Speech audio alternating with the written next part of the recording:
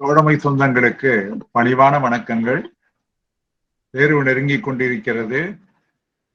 வரக்கூடிய இந்த 5 நாட்களிலே ஏற்கனவே நடத்திய அனைத்து பாடங்களிலே தேர்வை ஒட்டி வரக்கூடிய முக்கியமான பகுதிகளை நம்முடைய 10 டியூட்டர்கள் விளக்க இருக்கிறார்கள். ஆக இந்த வெள்ளிக்கிழமைக்குள்ளாக தேர்விலே என்னென்ன வரும் என்கின்ற ஒரு உத்தேசமான கேள்விகள், அதற்கான பதில்களை பற்றி நம்முடைய டியூட்டர்கள் விளக்க இருக்கிறார்கள்.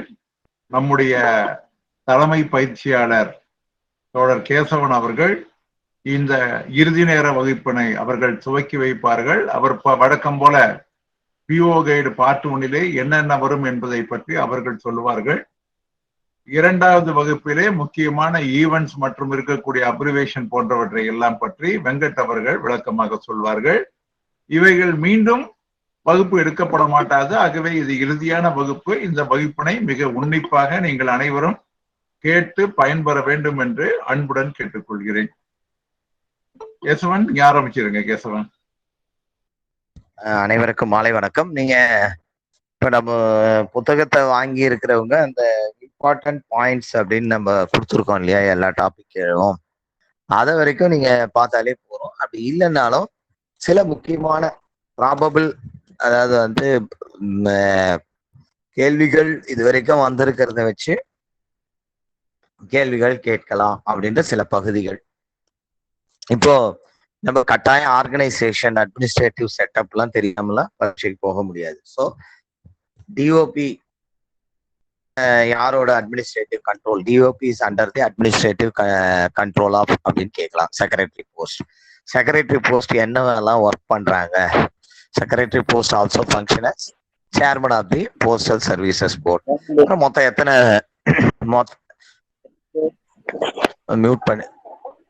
மொத்தம் எத்தனை சர்க்கிள்ஸ் இருக்கு இந்தியாவில்? 23. நியூவா ஆட் பண்ண சர்க்கிள் அல்லது லாஸ்ட்லி ஆடட் சர்க்கிள் என்ன அப்படின்னா that is Telangana. Postal services போர்டுக்கு, அதாவது secretary post chairman of postal services போர்டா இருக்காரு. இந்த போஸ்டல் சர்வீசஸ் போர்டுல ஒரு செக்ரட்டரி இருக்காரு, 6 மெம்பர்ஸ் இருக்காங்க, 3 பர்மனன்ட் இன்வைட்டீஸ் இருக்காங்க. ஸோ அது நம்ம தெரிஞ்சுக்கணும். 1, 6, 3 யார் யாரு, அதாவது என்னென்ன மெம்பர்ஸ் அப்படின்றதுலாம் நம்ம பல இதுல சொல்லியிருக்கோம். ஸோ அந்த 6 மெம்பர் யாரு, அப்புறம் அந்த 3 பர்மனன்ட் இன்வைட்டீஸ் யாருன்றதெல்லாம் நீங்க புத்தகத்தை பார்த்து தெரிஞ்சுக்கணும். இதெல்லாம் அதாவது நான் இப்ப சொல்றதெல்லாம் ஒரு அவுட்லே தான்.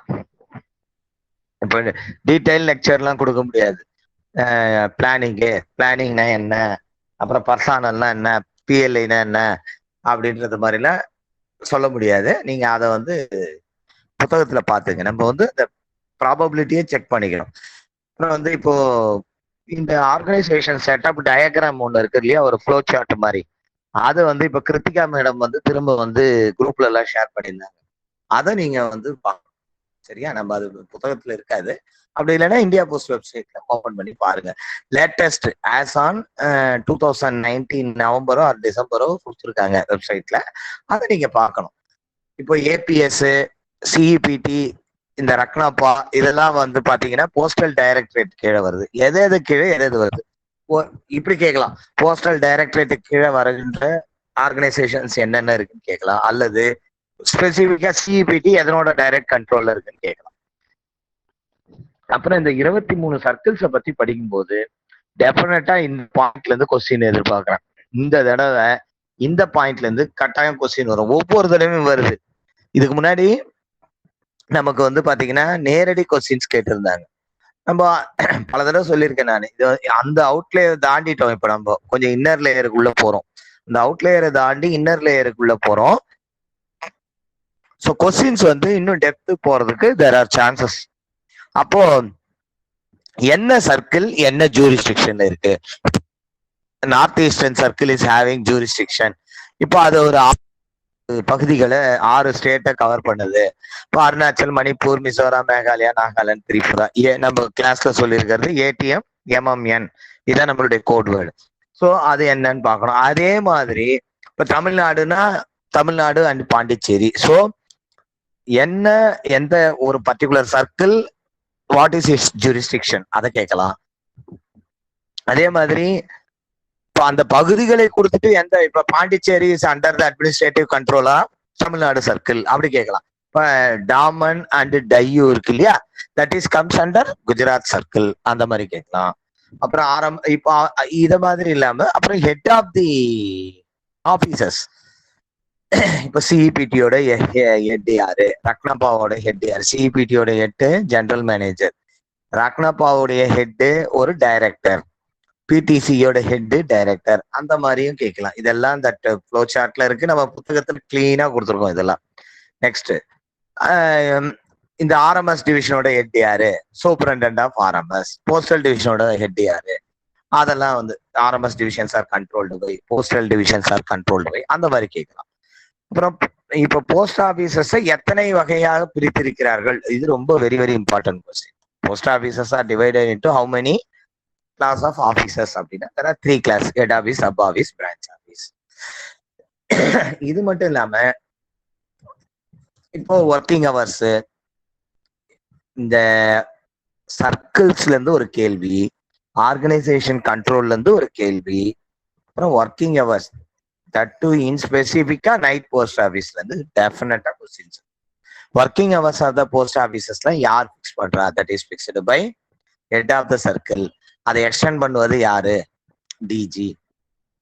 இப்போ 8:30 மணில வரைக்கும் ஒர்க் பண்ற ஒரு ஆபீஸ் நார்மலா வீக் டேஸ்லயும், அப்புறம் வந்து சண்டேஸ்லயும் ஹாலிடேஸ்லயும் ஒர்க் பண்ற ஆபீஸுக்கு what is the name of the office which is working up to 8:30 PM on working days and opened on Sundays and holidays அப்படின்னு கேட்கலாம். அது வந்து நைட் போஸ்ட் ஆபீஸ். இந்த நைட் போஸ்ட் ஆபீஸ் வந்து சண்டேஸ் அண்ட் ஹாலிடேஸ்ல எவ்வளவு நேரம் ஒர்க் ஆகும், 10 AM to 5 PM. அதனால working hours of post office, night post office, class of post office very very important. இப்போ working hours of post office சொல்லிட்டோம். அப்புறம் வந்து இந்த ஒர்க்கிங் ஹவர்ஸ்ல அந்த ரெஸ்ட்ரிக்டட் டிரான்சாக்ஷன்ஸ் இருக்கு இல்லையா, அதை நம்ம பார்க்கணும். இப்போ வந்து பொதுவா ரெஜிஸ்டர்ட் ஆர்டிகளோ அல்லது அன்ரெஜிஸ்டர்ட் ஆர்டிகளோ ஒர்க்கிங் ஹவருக்கு பிறகு கூடுதலான ஒர்க்கிங் ஹவர்ஸ்ல போய் கூடுதலான பணி நேரத்துல அதை அனுப்புவதற்கு நம்ம என்ன பண்ணணும், லேட் ஃபீ ஓட்டணும். ஸோ அது இம்பார்ட்டன்ட். அப்புறம் லேட் ஃபீயோடைய டேரிஃப் என்ன, லேட் ஃபீ அப்படின்னு தொட்டிங்கன்னா லேட் ஃபீயோட டேரிஃப் 3 rupees. அதுல பாத்தீங்கன்னா ஆர்டினரி ரெஜிஸ்டர்ன்ற கிளாசிபிகேஷன்லாம் கிடையாது. எதுவாக இருந்தாலும் லேட் ஃபீன்றது இட் இஸ் ஒன்லி 3 rupees.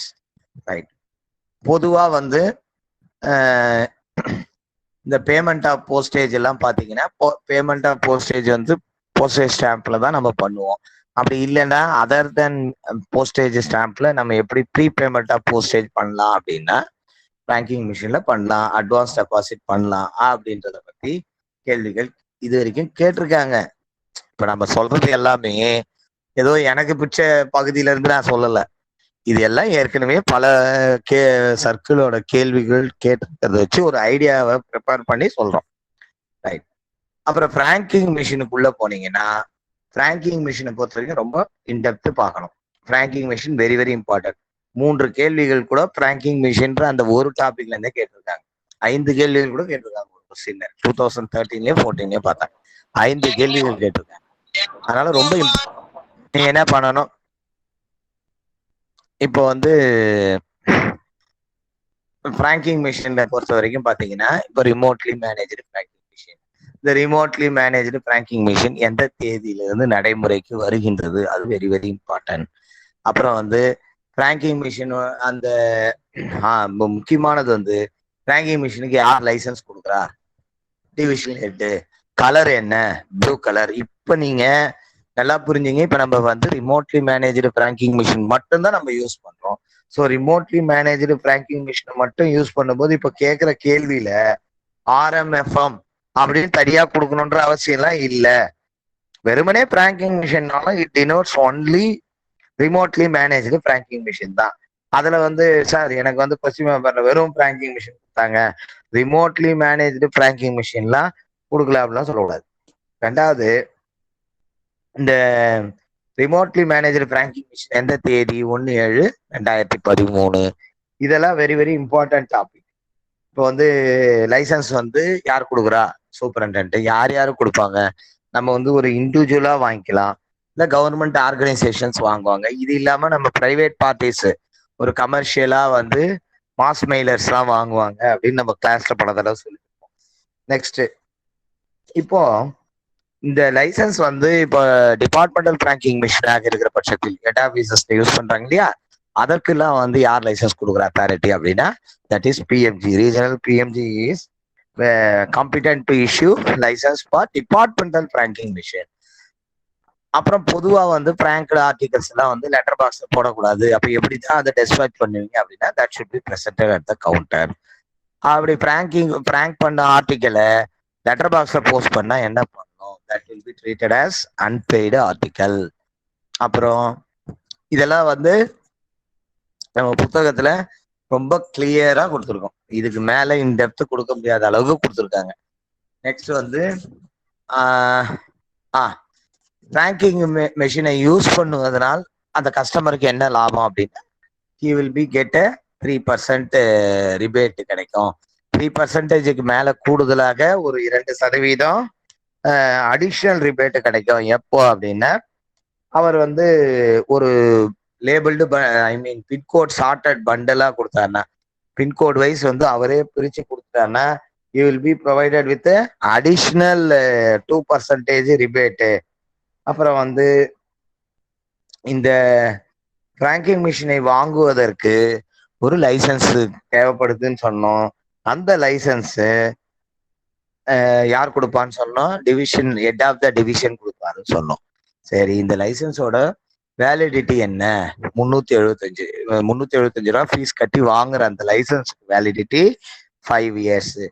அப்புறம் பொதுவா பேங்கிங் மிஷின் வந்து எப்போ வந்து நம்ம இது வந்து ஆக்சுவலா வந்து கேலண்டர் மந்த்னு வச்சுக்கோங்க. இதை நம்ம எப்போ ரெனியூவல் பண்ணணும் அப்படின்ற இந்த தகவல்கள் எல்லாம் நம்ம டீட்டெயிலா படிக்கணும்.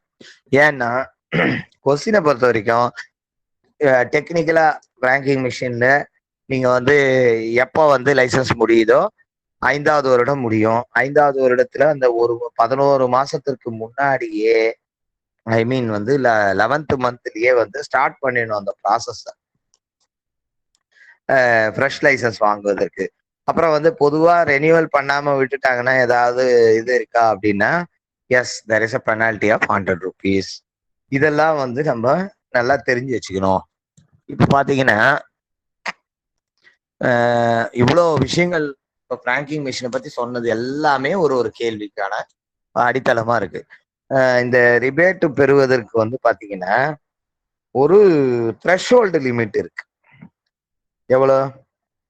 இப்போ ரிபேட் வேணும் அப்படின்னு ஒருத்தர் சொன்னார்னா அவருக்கு வந்து எல்லாருக்கெல்லாம் நம்ம ரிபேட் தரதில்லை. ஒரு 5000 ரூபாய்க்கு மேல யூஸ் பண்ணாதான் நம்ம ரிபேட் தரோம். அந்த மாதிரி ஒரு த்ரெஷ்ஹோல்டு லிமிட் இருக்கு. நெக்ஸ்ட் பாத்தீங்கன்னா இந்த பேங்கிங் மிஷின்ல நம்ம போடுகின்ற பணத்தை வந்து எப்படி போகுது அப்படின்னா இ-பேமெண்ட்ல கிரெடிட் பண்ணணும். கஸ்டமர் வந்து நேரா வந்து பேங்கிங் மிஷின்ல பணத்தை எப்படி வந்து பணத்தை கட்ட முடியும், பேலன்ஸ் எப்படி இன்க்ரீஸ் பண்ண முடியும்னா ஹேஸ் டு பே த்ரூ இ-பேமெண்ட். இந்த இ-பேமெண்ட் எப்படி ஒர்க் ஆகுது? மைசூர்ல இருக்க சர்வருக்கு போயிட்டு அங்க இருந்து உங்களுக்கு ஆட்டோமேட்டிக்கா சரி இப்ப சர்வர்ல இருக்க பணம் எப்படி என் மெஷினுக்கு வருது அப்படின்னா மெஷினை கொண்டுட்டு போயிட்டு ஒவ்வொரு டெலிஃபோன் லைன்ல வந்து அவர் கனெக்ட் பண்ணணும். இந்த மாதிரி ஒரு நாளைக்கு ஒரு தடவையாவது அவர் கனெக்ட் பண்ணி ஆகணும். அப்புறம் வந்து முதல் தடவை ஒருத்தர் பேங்கிங் மிஷின் ஃப்ரெஷ்ஷா ரீசார்ஜ் பண்ணும்போது எவ்வளவு ரூபாய்க்கு பண்ணணும்? 2000 ரூபாய்க்கு பண்ணணும். இப்போ எவ்வளவு மடங்குகள்ல பண்ணோம்? 100 ரூபாயினுடைய மடங்குகள்ல பண்ணோம். சப்சிக்வெண்டா முதல் தடவை தான் 2000 ரூபாய், சப்சிக்வெண்டா பண்ணா எவ்வளவு ரூபாய் பண்ணலாம்? 1000 ரூபாய் பண்ணலாம். ஸோ அதே மாதிரி ஒருத்தர் வந்து அந்த பேங்கிங் மிஷின் இப்போ வந்து any change in the location X shell B brought to the notice of the division head. அந்த மாதிரி ஒரு கேள்வி கேட்டிருக்காங்க. இப்போ பாத்தீங்கன்னா பேங்கிங் மிஷினை வந்து ஒரு இடத்துல இருந்து இன்னொரு இடத்திற்கு நகர்த்துவதற்கு எல்லாத்துக்கும் வந்து டிவிஷன் ஹெட்டோட பர்மிஷன் வேணும் எக்ஸப்ட் ரிப்பேர்ஸ். அந்த மாதிரி வந்து நாம ஒரு லைன் அந்த அந்த வரி இருக்கிறதுலயும் ஒரு முக்கியமானதுன்னு பல தடவை நம்மளுடைய வகுப்புகள்ல இதற்கு முந்தைய வகுப்புகள்ல போதுமான அளவுக்கு சொல்லியிருக்கோம். இதை அண்டர்லைன் பண்ணுங்க, இதை அண்டர்லைன் பண்ணுங்க, இது முக்கியமானது. புத்தகமே இல்லாதப்ப கூட நான் சொல்லியிருக்கேன், இது ரொம்ப இம்பார்ட்டன்ட், இதை நீங்க எழுதி வச்சுக்கோங்க, தமிழ்ல எழுதிக்கோங்க அப்படின்னு. அதே மாதிரி வந்து ஒருத்தர் வந்து ஒரு பிராங்கிங் மிஷின் தவறுதலா போட்டா அதற்கு பேர் என்ன, அந்த பணத்தை திரும்ப பெறுவது, எரர் போஸ்டேஜ். கமிஷன்னா அவர் யூஸ் பண்ணதற்கு அவர் வாங்குகின்ற கூடுதல், அதாவது வந்து ஒரு ஊக்கத்தொகை. இந்த எரர் போஸ்டேஜ்ன்றது 100 ரூபான்ற இடத்துல 1000 ரூபாய் போட்டார்னா அதுக்கு அந்த ரூபாயை திரும்ப டிபார்ட்மெண்ட் கிட்ட பெறுவதற்கு பேர் தான் எரர் போஸ்டேஜ். எரர் போஸ்டேஜுக்கு எவ்வளவு பர்சன்டேஜ் பிடிச்சிருவீங்க? 5%. நெக்ஸ்ட், இப்போ வந்து இந்த ப்ரீபேமெண்ட் ஆஃப் கேஷ் இருக்கு இல்லையா, அந்த prepayment of cash is eligible for customers who post, அந்த மாதிரி கேட்டிருக்காங்க ஒரு தடவை. அன்ரெஜிஸ்டர்ட் ஆர்டிகல்ஸ், அன்ரெஜிஸ்டர்ட் ஆர்டிகல்ஸ் எவ்வளவு நம்பர்ல போட்டா அவருக்கு வந்து இந்த ப்ரீபேமெண்ட் ஆஃப் போஸ்டேஜ்ன்ற ஃபெசிலிட்டியை வந்து நம்ம இன்வோக் பண்ணி கொடுப்போம், அவருக்கு அந்த வசதியை ஏற்படுத்தி தருவோம் அப்படின்னா 500 அன்ரெஜிஸ்டர்ட் ஆர்டிகளும் 50 ரெஜிஸ்டர்ட் ஆர்டிகளும் கொடுத்தா. இது மட்டும் இல்லாம இப்போ வந்து எந்த வகையான பொருட்களை எப்படி அனுப்பணும் அப்படின்றதெல்லாம் முக்கியமானது. இது பல தடவை கேட்டிருக்காங்க. இப்போ வேல்யூபிள் ஐட்டம்ஸ், காயின்ஸ், கரன்சி இதெல்லாம் எப்படி அனுப்புவீங்க அப்படின்னா இன்சூர்டு தான். இன்சூரன்ஸோட லிமிட், இது கேட்காத கொஸ்டின் பேப்பரே கிடையாது, இது கேட்காத கொஸ்டின் பேப்பரே கிடையாது, முக்கியமான கேள்வி. இன்சூரன்ஸ் வந்து ஒரு கரன்சி நோட்னா 20,000 ரூபாய். அப்புறம் வந்து ஆர்டிகல்ஸ், ஆர்னமெண்ட்ஸ், வேல்யூபிள்ஸ் எல்லாம் அனுப்பினீங்கன்னா that is for 1 lakh, maximum of 1 lakh. இதுவே வெளிநாடு ஃபாரின் வந்துன்னா இன்சூரன்ஸோட maximum 10,000 rupees. Very very important difference இது, சரிங்களா? டொமஸ்டிக்ல 20,000, 1,00,000. ஃபாரின் வரும்போது இட் இஸ் 10,000 rupees. இப்போ வந்து ரெஜிஸ்டர்டு, இன்சூர்டு இதெல்லாம் வந்து அப்புறம் வந்து ரீகால்னு ஒண்ணு இருக்கு. இப்போ ரீகாலை பொறுத்த வரைக்கும் பாத்தீங்கன்னா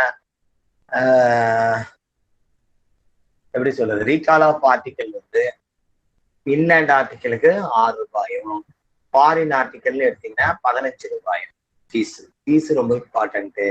ரீகால்ல வந்து ஒரு அக்கௌண்டபிள் ஆர்டிக்கலா இருந்தா இந்த ரெஜிஸ்டர்டுக்கும் insured for registration, registered article and insured article, the application for recall should be accompanied with dash அப்படின்னா அதை பதிவு பண்ணினதற்கான அத்தாட்சி ரசீது இல்லாம ரீகால் பண்ண முடியாது. இது இம்பார்ட்டன்ட். நெக்ஸ்ட், அப்புறம் வந்து பார்சல்ஸ். இப்ப பார்சலை பொறுத்த வரைக்கும் பாத்தீங்கன்னா எவ்வளவு கிலோ வரைக்கும் கவுண்டர்ல போஸ்ட்மேன் கொண்டு போகலாம், எவ்வளவு கிலோவுக்கு மேல போனா பார்சல் நீங்க எடுத்தீங்கனாலே மேக்சிமம் வெயிட் எவ்வளவு, அது இம்பார்ட்டன்ட். 20 கிலோ. சப் ஆபீஸா இருக்கட்டும், ஹெட் ஆபீஸா இருக்கட்டும். பிரான்ச் ஆபீஸா இருந்தா 10 கிலோ. ஃப்ரம் பிரான்ச் ஆபீஸ் புக்கிங்னாலும் சரி, டு டெலிவர் டு ஒரு பிரான்ச் ஆபீஸா இருந்தாலும் 10 kg is the maximum. Sub office, head ஆபீஸாக இருக்கிற பட்சத்தில் அதுவே வந்து 20 kilo. So unregistered parcel maximum weight 4 kg. அப்போ 4 kgக்கு மேல போனா ரெஜிஸ்ட்ரேஷன் இஸ் கம்பல்சரி. அந்த மாதிரி வந்து நம்ம பார்சல்னு எடுத்தீங்கன்னா அந்த வெயிட்லயே நிறைய கொஸ்டின்ஸ் இருக்கு. இப்ப parcel weighing more than 10 kgs will be delivered at the post office window. அது வந்து ஒரு போஸ்ட் ஆபீஸ்ல கவுண்டர்ல தான் டெலிவரி பண்ணணும், இதுல பண்ண முடியாது, போஸ்ட்மேன் வழியா பண்ண முடியாது அப்படின்றது தெரிஞ்சுக்கணும். அப்புறம் இதே மாதிரி கவுண்டர்ல delivery, that means through post office counter, postman அல்லாது கவுண்டர்ல டெலிவரி பண்ணுவதற்கு என்னென்ன ஒவ்வொன்றுத்துக்கும் ஒரு லிமிட் இருக்கு. இன்சூர்டா எவ்வளோ, 500 ரூபாய்க்கு மேல போனா கம்பல்சரி விண்டோல தான் டெலிவரி பண்ணணும். 500 ரூபாய் வரைக்கும் தான் போஸ்ட்மேன் வழியா டெலிவரி பண்ணணும். இந்த மாதிரி லிமிட்ஸ் இருக்கு பாருங்க, அந்த லிமிட்ஸ் வந்து நம்ம படிப்போம். அதே மாதிரி 10 கிலோவுக்கு மேல போற பார்சல் வந்து போஸ்ட்மேன் கொண்டு போகக்கூடாது. அப்புறம் ஹோம் டெலிவரி சார்ஜஸ் எவ்வளவு, ஹோம் டெலிவரி சார்ஜஸ் ஒரு பார்சல் வந்து போஸ்ட்மேன் கொண்டு போய் கொடுக்கணும் அப்படின்னா ஸ்பெசிபிக்கா அந்த பார்சலுக்கு ஒரு 5 ரூபாய் கூடுதல் தொகையாக வசூல் பண்ணாருன்னா வீட்டுல போய் டெலிவரி பண்ணலாம். அதே மாதிரி விபி இப்போ இப்போ ஒவ்வொன்றுத்துக்கும் ஒரு லிமிட் இருக்கு. விபி அப்படின்னு எடுத்தீங்கன்னா விபிக்கு வந்து எவ்வளவு ரூபா? 250 rupees வந்து வில்லேஜ் போஸ்ட்மேனா இருந்தா. அப்புறம் வந்து விபி அமௌண்ட்டை வந்து ஒருத்தர் செக்கா போஸ்ட் ஆஃபீஸ் டிரான்சாக்ஷனை பொறுத்த வரைக்கும் எந்த டிரான்சாக்ஷன் இப்போ செக்குக்காக கொடுக்கணும்னா 20 ரூபாய் வந்து இருந்தாதான் பண்ணணும். அதே மாதிரி விபி ஆர்டிகல்ஸை வந்து டெலிவரி பார்த்தீங்கன்னா நார்மலா வந்து போஸ்ட்மேன் எடுத்தீங்கன்னா தட் இஸ் 500 rupees, வில்லேஜ் போஸ்ட்மேனா 250 rupees. இதே மாதிரி வில்லேஜ் போஸ்ட்மேன் வழியா மணி ஆர்டர் பேமெண்ட் பண்ணணும். வில்லேஜ் போஸ்ட்மேன்னா யாரு அப்படின்னா ஒரு சாதாரண போஸ்ட்மேனு அவருடைய வீட்டுல வந்து வில்லேஜஸ்ல டெலிவரி பண்றது மட்டும் இல்லாம ஜிடிஎஸ் எம்டிஸ் எல்லாருக்கும் காமன் டேர்ம் வந்து வில்லேஜ் போஸ்ட்மேன். ஒரு இண்டிவிஜுவலா மணி ஆர்டர் வந்து 2000 ரூபாய் வரைக்கும் தான் அவர் கொண்டு போக முடியும். இதே ஒரு நகரத்துல இருக்க போஸ்ட்மேன் 5000 ரூபாய் வரைக்கும் மணி ஆர்டர் மேக்சிமம் வேலைன்னா 5000 வரைக்கும் கொண்டு போக முடியும். நெக்ஸ்ட் இன்னொரு முக்கியமானது, இப்போ ஒரு அன்பெய்டு ஆர்டிகல் வருது அப்படின்னா அந்த அன்பெய்டு ஆர்டிகல்ல தொடர்ந்து வருது அப்படின்னா அந்த அன்பெய்டு ஆர்டிகல் வருகின்ற ஆள் வந்து யாருன்றதை பார்த்துட்டு நமக்கு அதிகாரம் போஸ்ட் ஆஃபீஸ் இருக்கு. வேற post office has no power to withhold the on IGS article. அப்படின்னா என்ன அர்த்தம்? ஆன் ஐஜிஎஸ் ஆர்டிகல்னா அபிஷியல் போஸ்டல் ஆர்டிகல். அது வந்து டியூ ஆர்டிகலாக இருக்குது. டியூ அதுல தேவையான அளவுக்கு ஸ்டாம்பேஜ் ஒட்டலன்ற அந்த காரணத்திற்காக அதை நம்ம நிறுத்தக்கூடாது. இதெல்லாம் இம்பார்ட்டன்ட். அடுத்தது எப்படி பிராங்கிங் மிஷின் எவ்வளவு important. Likewise post box and post bags are equally important. Post bag post பாக்ஸை பொறுத்த வரைக்கும் இந்த ரொம்ப ரொம்ப இம்பார்ட்டன்ட் இந்த ரெண்ட் தான். இப்போ ஆனுவல் ரெண்ட்னா the annual rent of post box is 250 rupees. Annual rent of post bag is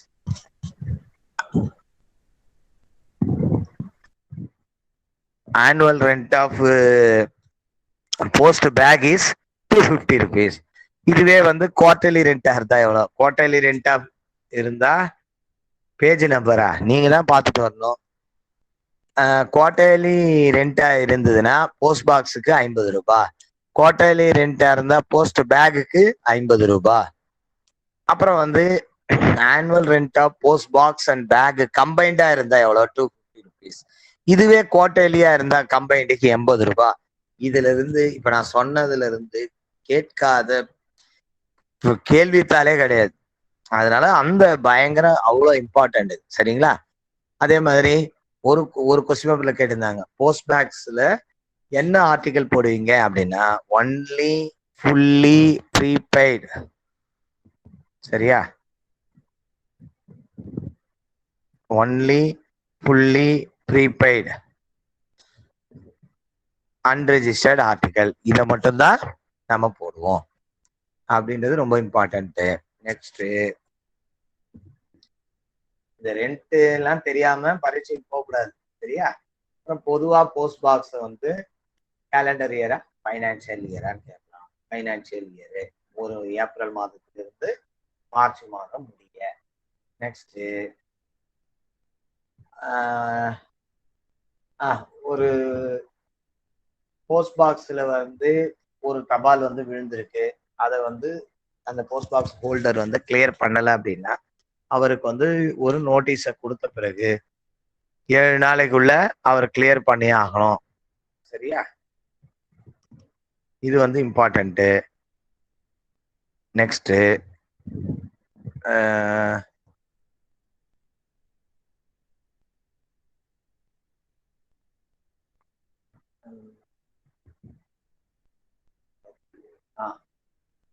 post box சிஸ்டத்துல, சரியா, போஸ்ட் பாக்ஸ் சிஸ்டத்துல நமக்கு வந்து இந்த இது இருக்கு இல்லையா, அந்த லாக் அண்ட் கீயோட காஸ்ட் யார் பண்ணுவா அப்படின்னா யார் வந்து சென்டரோ அவர் வந்து முதல்லயே அட்வான்ஸா கட்டிடுவார். அந்த அட்வான்ஸ் எதுக்கு கட்டுறாரு அப்படின்னா இந்த சப்போஸ் வந்து நடைமுறையில வந்து இந்த பாக்ஸ்ல வந்து ஏதோ ஒரு ரிப்பேர் ஆயிட்டு இல்ல வந்து அவர் ரெண்ட் ரெனியூவல் பண்ணாம விட்டுட்டாரு அப்படின்னா இதெல்லாம் ஃபோர்ஃபீட் பண்ணுவதற்கு ஒரு அட்வான்ஸ் தொகை வேணும் அப்படின்றதுனால இந்த போஸ்ட் பாக்ஸ் ஃபெசிலிட்டியில இந்த லாக் அண்ட் கீயை வந்து நம்ம ஒரு செக்யூரிட்டி டெபாசிட் வாங்கிப்போம். இதுக்கு எவ்வளவு ரூபாய் சார் தொகைன்னா இதுக்கு ரூபாய்லாம் கிடையாது. இது எந்த இடத்த பொறுத்ததோ அந்த இடத்துக்கு ஏற்ற மாதிரி ரூபாய் ஃபிக்ஸ் பண்ணிப்பாங்க. இதே பேக்குன்னு வந்துச்சுன்னா நமக்கு எந்த கவலையும் இல்லை. பேக்கை பொறுத்த வரைக்கும் பார்த்தீங்கன்னா யாரு கஸ்டமரோ அவரே வந்து பணம் கொடுத்து தான் எடுத்துக்கணும். அதனால அவரே வந்து பேக்கும் அவரே எடுத்துட்டு வந்துருவாரு, லாக் அண்ட் கீயும் அவரே எடுத்துட்டு வந்துருவாரு.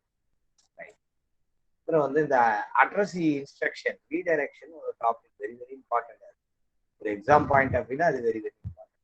இப்போ வந்து ஒரு அட்ரஸ் இருக்காரு, அவர் வந்து அவருடைய ஒரிஜினல் அட்ரஸ் வந்து வேற ஒரு அட்ரஸ்க்கு புதிய அட்ரஸ்க்கு குறிப்பு மாறிடுறாரு அப்படின்னா அவர் ஒரு இன்ஸ்ட்ரக்ஷன் போஸ்ட் ஆஃபீஸ் கொடுக்குறாரு இல்லையா, அந்த address the address is instructions are lapsed after a period of dash years 3 years 3 வருடங்கள் கழித்து 3 வருடங்கள் வரைக்கும் அவருடைய கொடுக்கின்ற அந்த இன்ஸ்ட்ரக்ஷன் வேலிடிட்டி.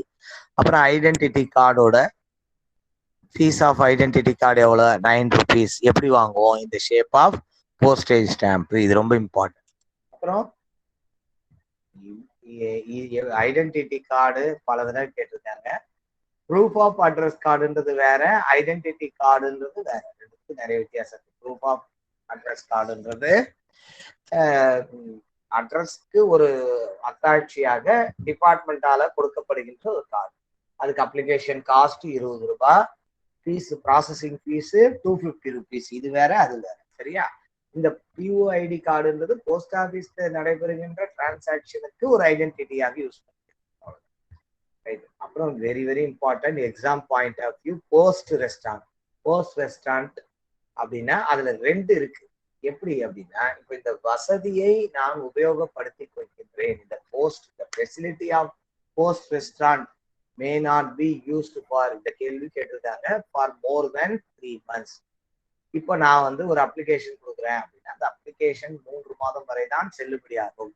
சரி, ஒரு ஆர்டிகல் வந்து எனக்கு வந்திருக்கு அப்படின்னா அந்த ஆர்டிகல் எவ்வளவு நாள் நீங்க டீடைன் பண்ணி வைப்பாங்க போஸ்ட் ஆஃபீஸ்லன்னா 1 month. ஆனால் அதுவே விபிக்கு பொருந்தாது. விபியை பொறுத்த வரைக்கும் 7 நாள். இந்த 3ல இருந்து கட்டாயம் ஒரு கொஸ்டின் வருது. போஸ்ட் ரெஸ்டாரண்ட்ன்ற வசதியை நான் பயன்படுத்தி கொள்வது எத்தனை நாள் பயன்படுத்திக்கலாம்? நான் ஒரு இன்ஸ்ட்ரக்ஷன் கொடுத்து அப்படின்னா 3 மாதம் வரைக்கும் பயன்படுத்திக்கலாம். வர தபால் எனக்கு போஸ்ட் ரெஸ்டாரண்ட் வசதியில எனக்கு வர தபால் நிறுத்தி வச்சு கொடுங்க அப்படின்னா எவ்வளவு நாள் வச்சுப்பீங்க அப்படின்னா 1 month வரைக்கும் போஸ்ட் ஆஃபீஸ்ல டீடைன் பண்ணி வைப்பாங்க. ஆனால் அதுவே விபி ஆர்டிகளாக இருக்கும் பட்சத்தில் 7 நாட்கள் தான் வச்சிருப்பாங்க.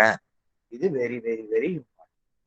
அடுத்தது பொதுவா ரீடைரக்ஷன் எதுக்கும் காசு கிடையாது. ஆனா redirection of fee for parcel is of of the postage.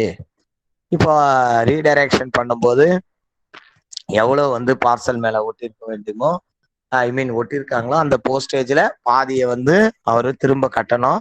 இந்த ஷேப் ஆஃப் போஸ்டேஜ் ஸ்டாம்ப். சரி, இப்போ வந்து இதே மாதிரி எதற்கெல்லாம் வந்து ரீடைரக்ஷன் கிடையாது அப்படின்றது இம்பார்ட்டன்ட். எதற்கு ரீடைரக்ஷன் கிடையாது பார்சல்னு எடுத்தீங்கன்னா பொதுவா ரீடைரக்ஷன் ஃபீ வாங்குவோம். அந்த பார்சல்ல ரீடைரக்ஷன் ஃபீ வாங்குவோம். எவ்வளவு வாங்குறோம்? Of of the postage. இதே வந்து ஒரே டெலிவரி ஜூரிஸ்டிக்ஷனாக இருக்கிற பட்சத்தில் ஃப்ரீயா தான் நாங்கள் டெலிவரி பண்ணுவோம். ரிட்டர்ன் பார்சல் ரெஃப்யூஸ்டு பார்சல்னா ரெஃப்யூஸ்டு டு தி சென்டர்னா தென் ஃப்ரீ. அப்போ கொஸ்டின் இப்படி கேட்பாங்க, ரீடைரக்ஷன் ஃபீ வந்து பார்சலுக்கு வந்து பொதுவா ஆஃப் ஆஃப் தி போஸ்டேஜ். ஆனா ஒரு கண்டிஷன்ல ஒரு அதாவது வந்து பொதுவா ஆஃப் ஆஃப் தி போஸ்டேஜ் தான் ரீடைரக்ஷன் ஃபீஸ். ஆனா பார்சலை பொறுத்த வரைக்கும் ஃப்ரீயா கூட இருக்கு. அது எந்த இடங்கள்னு கேட்கலாம். சரியா? அப்போ இந்த 2 பாயிண்ட் சொல்லணும். நெக்ஸ்ட்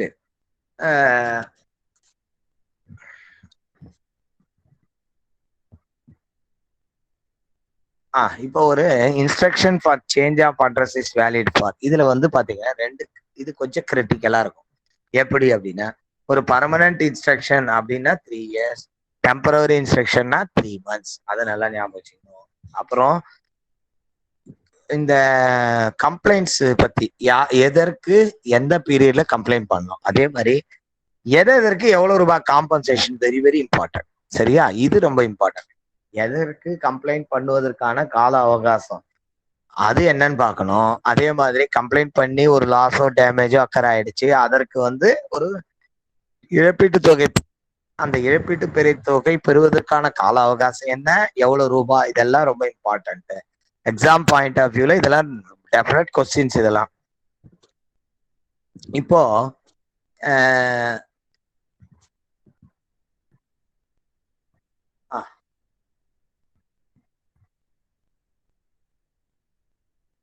நெக்ஸ்ட் இப்போ mode of fee for recall of article என்ன அப்படின்னு கேட்கலாம். மோடுன்னா எப்படி பணம் கட்டுவீங்க, போஸ்ட் ஆஃபீஸ் கவுண்டர்ல கட்டுவீங்களா, இல்ல வந்து ப்ரீபேமெண்ட் ஆஃப் போஸ்டேஜ் ஸ்டாம்பா, இல்ல வந்து கேஷ் கலெக்டட் பை போஸ்ட்மேனா, அந்த மாதிரி கேட்கலாம்.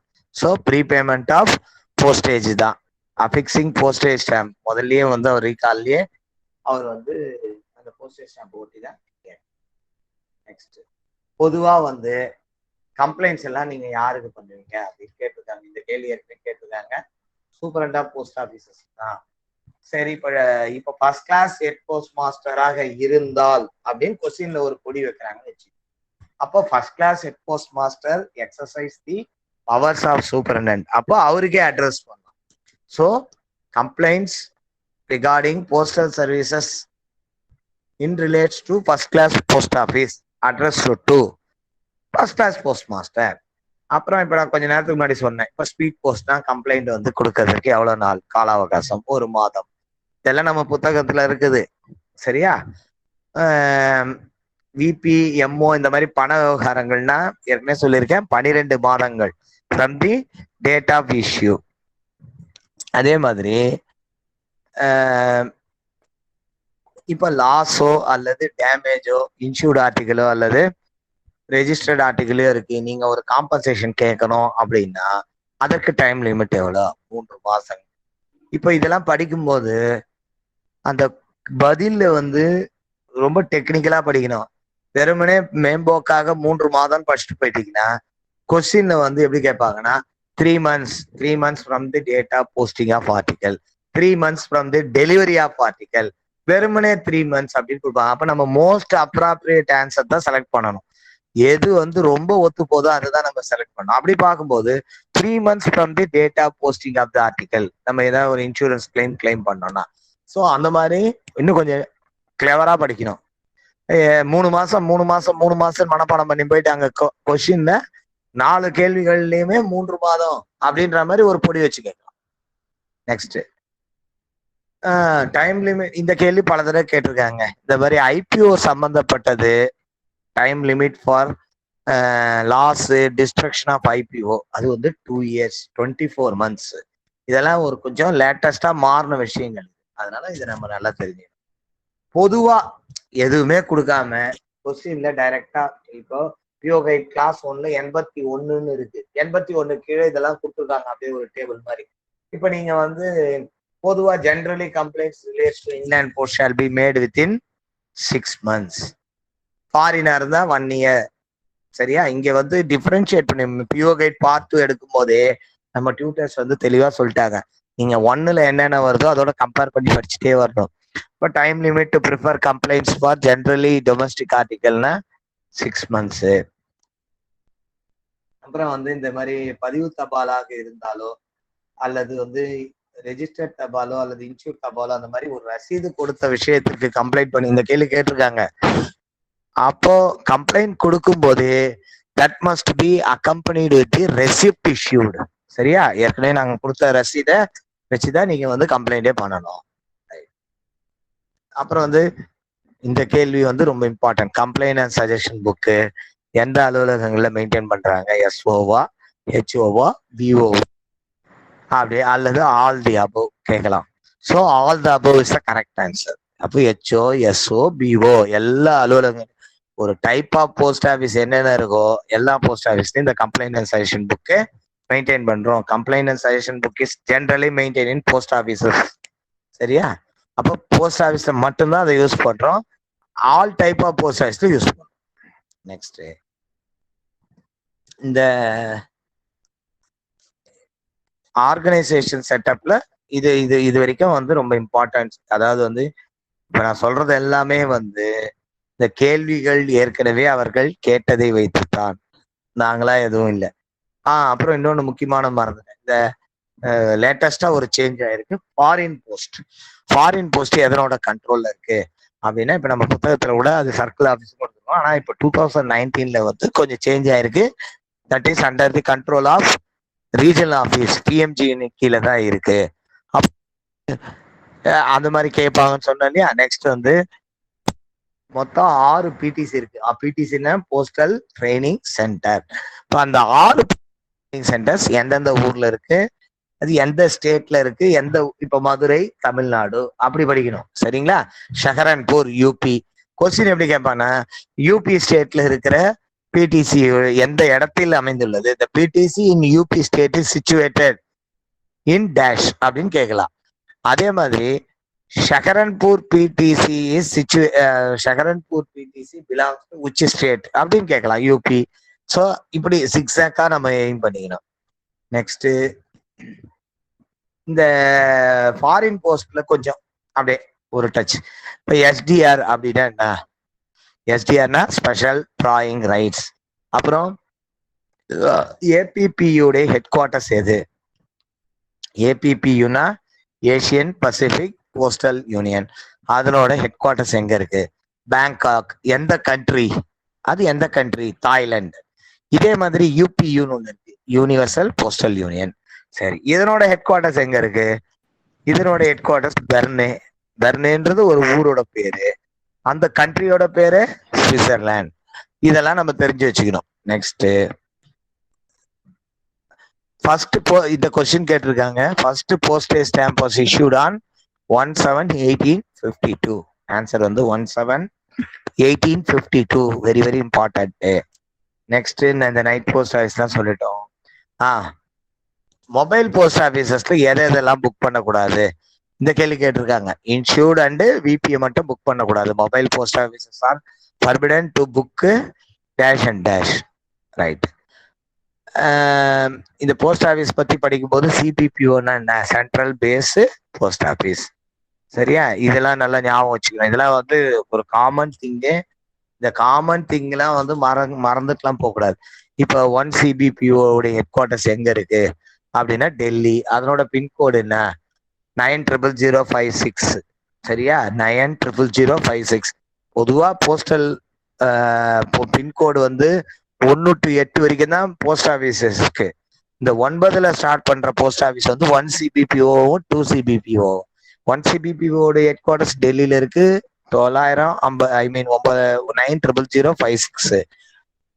டெல்லியோட ரெண்டாவது 2 சிபிபிஓ வந்து 900099. இதனோட இது அதெல்லாம் வந்து உங்களுக்கு நல்லா தெரிஞ்சதுதான். பட் இதெல்லாம் ஞாபகம் வச்சு. அப்புறம் வந்து போஸ்ட் ஆஃபீஸ்க்கு எத்தனை ஹாலிடேஸ் இருக்கு? மொத்தம் 17 ஹாலிடே. அதுல எத்தனை holiday national holiday? 3 national holiday. அப்புறம் வந்து 3 நேஷனல் ஹாலிடே. அப்புறம் வந்து எத்தனை ஹாலிடேஸ் வந்து சர்க்கிள் டு சர்க்கிள் வேரி ஆகும், பக்கத்து வேரி ஆகும்னா அதுவும் 3 தான். இதெல்லாம் வந்து கேட்டிருக்காங்க. சரியா? நெக்ஸ்ட் வந்து பாத்தீங்கன்னா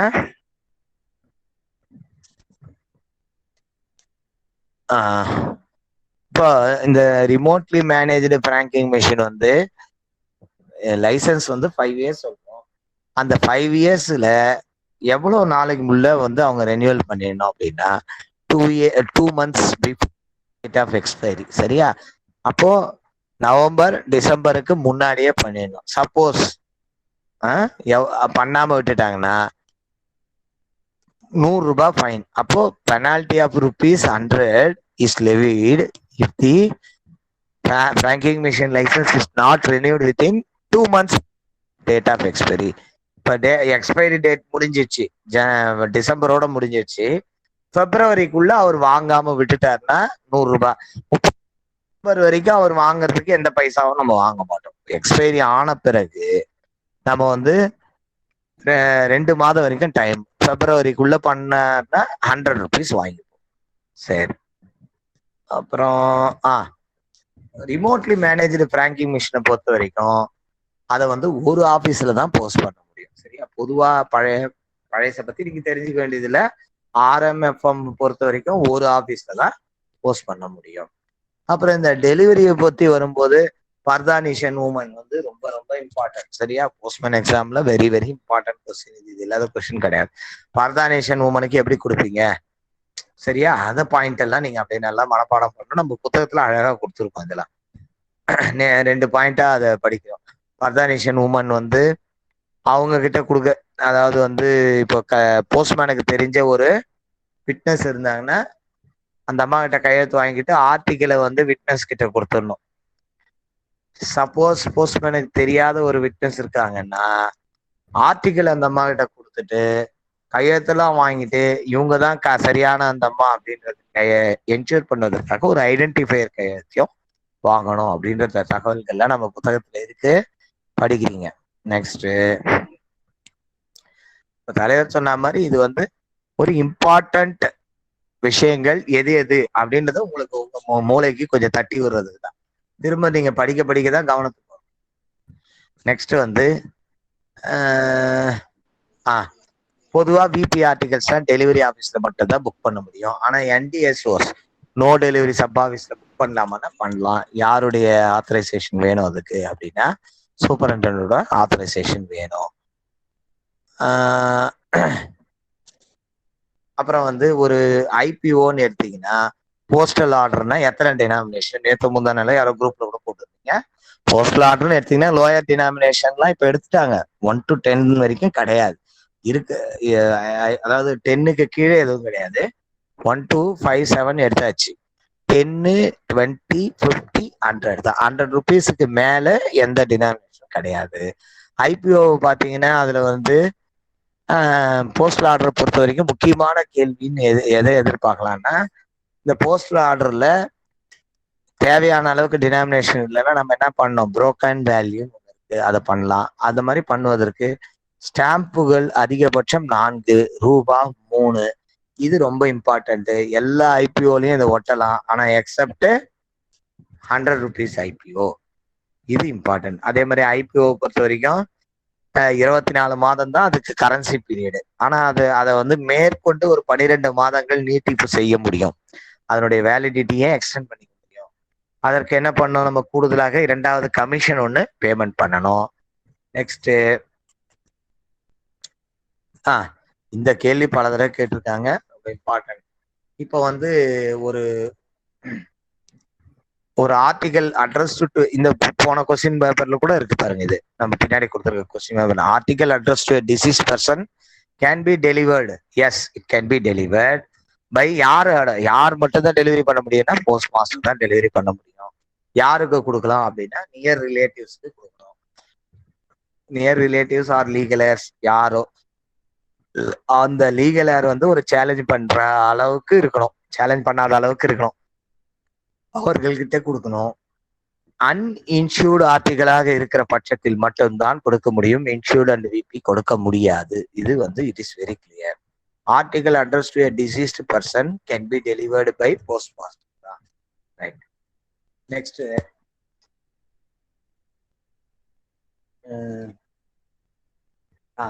இப்போ போஸ்ட்மேன் இருக்காரு இல்லையா, வில்லேஜ் போஸ்ட்மேன் யாரு? இப்போ இந்த வில்லேஜ் போஸ்ட்மேன் வந்து என்ன பண்றாரு? அவர் வந்து தபால் வந்து கொடுப்பது, அவருடைய வீட்டுல வந்து தபால் கொடுப்பது மட்டுமல்லாமல் கூடுதலாக அவருக்குன்னு ஒரு பணி கொடுத்துருக்காங்க. என்ன பணி அப்படின்னா, அவர் வந்து அவருடைய வீட்டுல இருக்கிற ஏரியாவில் போகும்போது வில்லேஜஸ்ல ஸ்டாம்ப்ஸ் சேல் பண்ணணும், பதிவு தபால், ஸ்பீட் போஸ்ட் மாதிரி ஆர்டிகல்ஸ் எல்லாம் புக் பண்ணிட்டு வரணும். சரியா? இது வந்து ரொம்ப குரூஷியலான கொஸ்டின் இது. நெக்ஸ்ட், அந்த மாதிரி பண்ணும்போது அவர் செக் வாங்கலாமா? வாங்கக்கூடாது. சரி, அப்ப எப்படிதான் சார் பண்றது அப்படின்னா அவர் வந்து கேஷ் மட்டும் தான் வாங்க முடியும். இதை தெரிஞ்சுங்க. அப்புறம் வந்து அடுத்தது நம்ம வந்து இதெல்லாம் ஒரு ஜென்ரல் செக்மெண்ட் முடிச்சுட்டு மெயிலுக்குள்ள போகும்போது மெயில வந்து எப்படி பிரிக்கலாம்? ஃபர்ஸ்ட் கிளாஸ், செகண்ட் கிளாஸ் பிரிக்கலாம். எத்தனை டைப் ஆஃப் மெயில் இருக்கு? 10 டைப் ஆஃப் மெயில் இருக்கு. அதுல வந்து 3 மட்டும் தான் ஃபர்ஸ்ட் கிளாஸ். ஃபர்ஸ்ட் கிளாஸ் மட்டுமாவது நீங்க தெரிஞ்சுக்கிட்டா லெட்டர் கார்டு, போஸ்ட் கார்டு, இது 3 தான் ஃபர்ஸ்ட் கிளாஸ். இதை தவிர மீதி எல்லாம் செகண்ட் கிளாஸ் தான். அப்புறம் லெட்டர் கேட்டகரியில மொத்தம் 9, மீதி இன்னொன்னு பார்சல் கேட்டகரி. இந்த மாதிரி வந்து வேரியேஷன் படிக்கலாம். அப்புறம் வந்து இந்த லெட்டர்னு எடுத்தீங்கன்னா அதனோட டைமென்ஷன் என்ன, மேக்சிமம் வெயிட்டோ டைமென்ஷன் இல்லாத கேள்வி கிடையவே கிடையாது. மேக்சிமம் வெயிட்ல இருந்து உங்களுக்கு மினிமம் 3 கேள்விகள் எதிர்பார்க்கலாம். ஃபாரின் போஸ்ட்லயும் மேக்சிமம் வெயிட்ல இருந்து கேள்விகள் கட்டாயம் வரும். நீங்க இதெல்லாம் இப்ப நம்ம சொல்றதெல்லாம் வந்து வேற எது தெரியுதோ தெரியலையோ, இதெல்லாம் தெரியாம பரீட்சைக்கு போக கூடாது. மேக்சிமம் வெயிட் ஆஃப் லெட்டர்னா 2 கிலோ, தூக்கத்துல தட்டி எழுப்பி சொன்னாலும் சொல்லணும். Maximum weight of ILC 5 gram. அது மாதிரி வந்து நம்ம எல்லாத்தையும் படிச்சுப்போம். இப்போ வந்து அன்பெய்டுனா டபுள் த டெஃபிஷியன்சி வாங்குவோம். இதுவே வந்து சர்வீஸ் அன்பெய்டாக இருந்த பட்சத்தில் சிங்கிள் அன்பெய்டாக வாங்குவோம், சிங்கிள் டெஃபிஷியன்சி வாங்குவோம் அப்படின்னு. நெக்ஸ்ட் வந்து இந்த ஐஎல்சியோட மேக்சிமம் வெயிட் 5 கிராம். அப்புறம் வந்து எவ்வளவு ஜிஎஸ்எம் பேப்பர்ல பிரிண்ட் பண்ணணும், 70 ஜிஎஸ்எம் பேப்பர்ல தான் அதை பிரிண்ட் பண்ணணும். அப்புறம் ரோல் ஃபார்ம்னா என்ன, ரோல் ஃபார்ம்னா என்ன, அதர் தென் ரோல் ஃபார்ம்னா என்ன, அதனுடைய டைமென்ஷன் கட்டாயம் தெரிஞ்சுட்டு தான் போகணும். இதெல்லாம் வந்து இதுக்கெல்லாம் எந்த எக்ஸ்கியூஸ் கிடையாது. நான் இதை படிக்கல, இதை கேட்டாங்க அப்படின்னு நம்ம, ஏன்னா இதெல்லாம் நம்ம கண்ணுக்கு தெரிஞ்சு கேள்வி கேட்கின்ற பகுதிகள். அன்பெய்டு ஏமா கேட்கலையா? அன்பெய்டு வந்து சப்ஜெக்ட் டு மினிமம் ஆஃப் எவ்வளவு ரூபா, 1 ரூபி.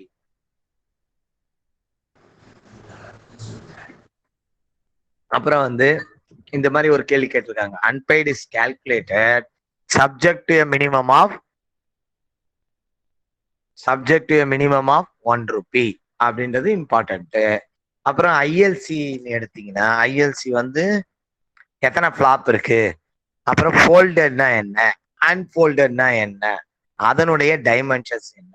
இப்போ போஸ்ட் கார்டுன்னு எடுத்தீங்கன்னா 14 × 9 சென்டிமீட்டர். இது தெரியாம போகவே கூடாது பரீட்சைக்கு. Next maximum size of folded ILC என்ன, minimum size of folded, at least இந்த ரெண்டாவது minimum size of folded ILC என்ன. அப்புறம் வந்து ஐஎல்சி இப்போ ஒவ்வொன்றுத்துக்கும் இன்ஃப்ரிஞ்ச்மெண்ட் ஆஃப் கண்டிஷன்ஸ் இருக்கு. இப்போ வந்து அதை அனுப்புவதற்கு உகந்ததை தவிர மற்றவற்றை அனுப்புனா அதை எப்படி பண்ணணும். இப்போ ஐஎல்சியா இருக்கிற பட்சத்தில் லெட்டர், டபுள் த டெஃபிஷியன்சி, இத மாதிரி விஷயங்கள்லாம் நம்ம தெரிஞ்சு வச்சுக்கணும். நெக்ஸ்ட் இப்போ ஒரு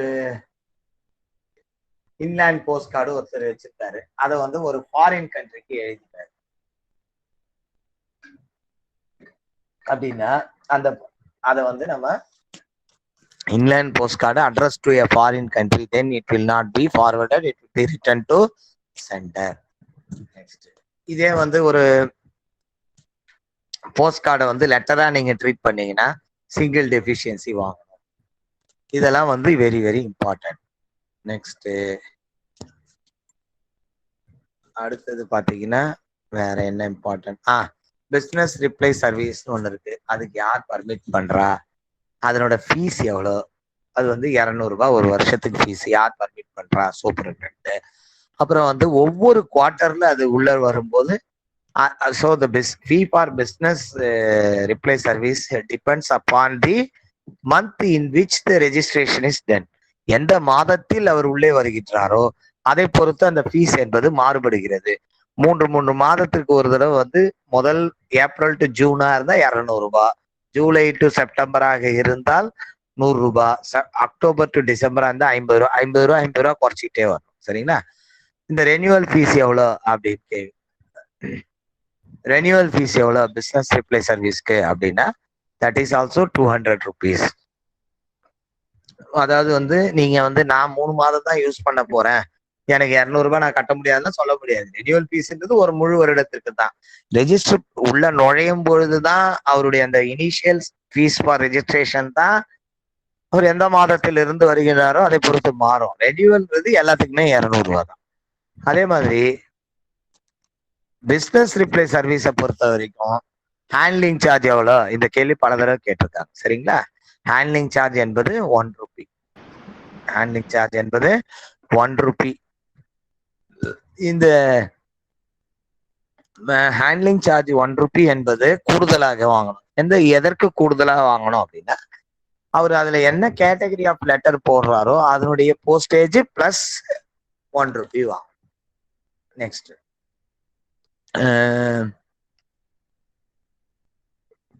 இப்போ வந்து பிசினஸ் ரிப்ளை சர்வீஸை பெறுவதற்கு அவர் எவ்வளவு ரூபாய் அட்வான்ஸா பணமாக செலுத்த வேண்டும் அப்படின்னா, ஒரு 15 நாளுக்கு அவர் என்ன ரூபாய் போஸ்டேஜ் வருமோ அவ்வளவு ரூபாயை பே பண்ணணும்.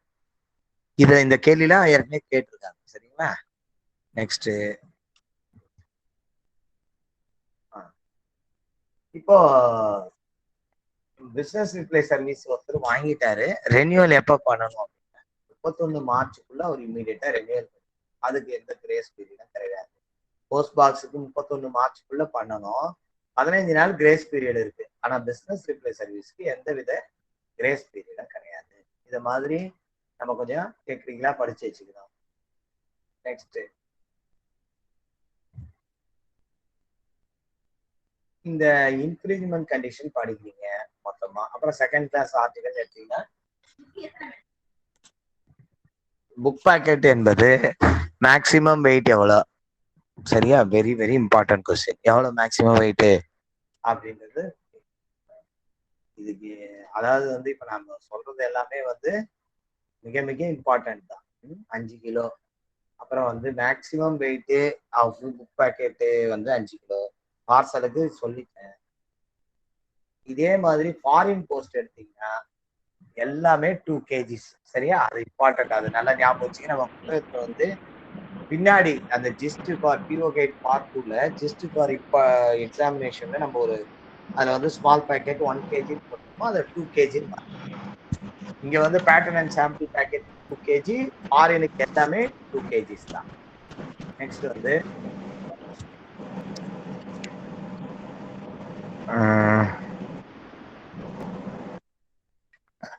அப்புறம் வந்து இந்த புக் பேக்கெட் கண்டெய்னிங் பிரிண்டட் புக்ஸ்னு ஒன்று இருக்கு.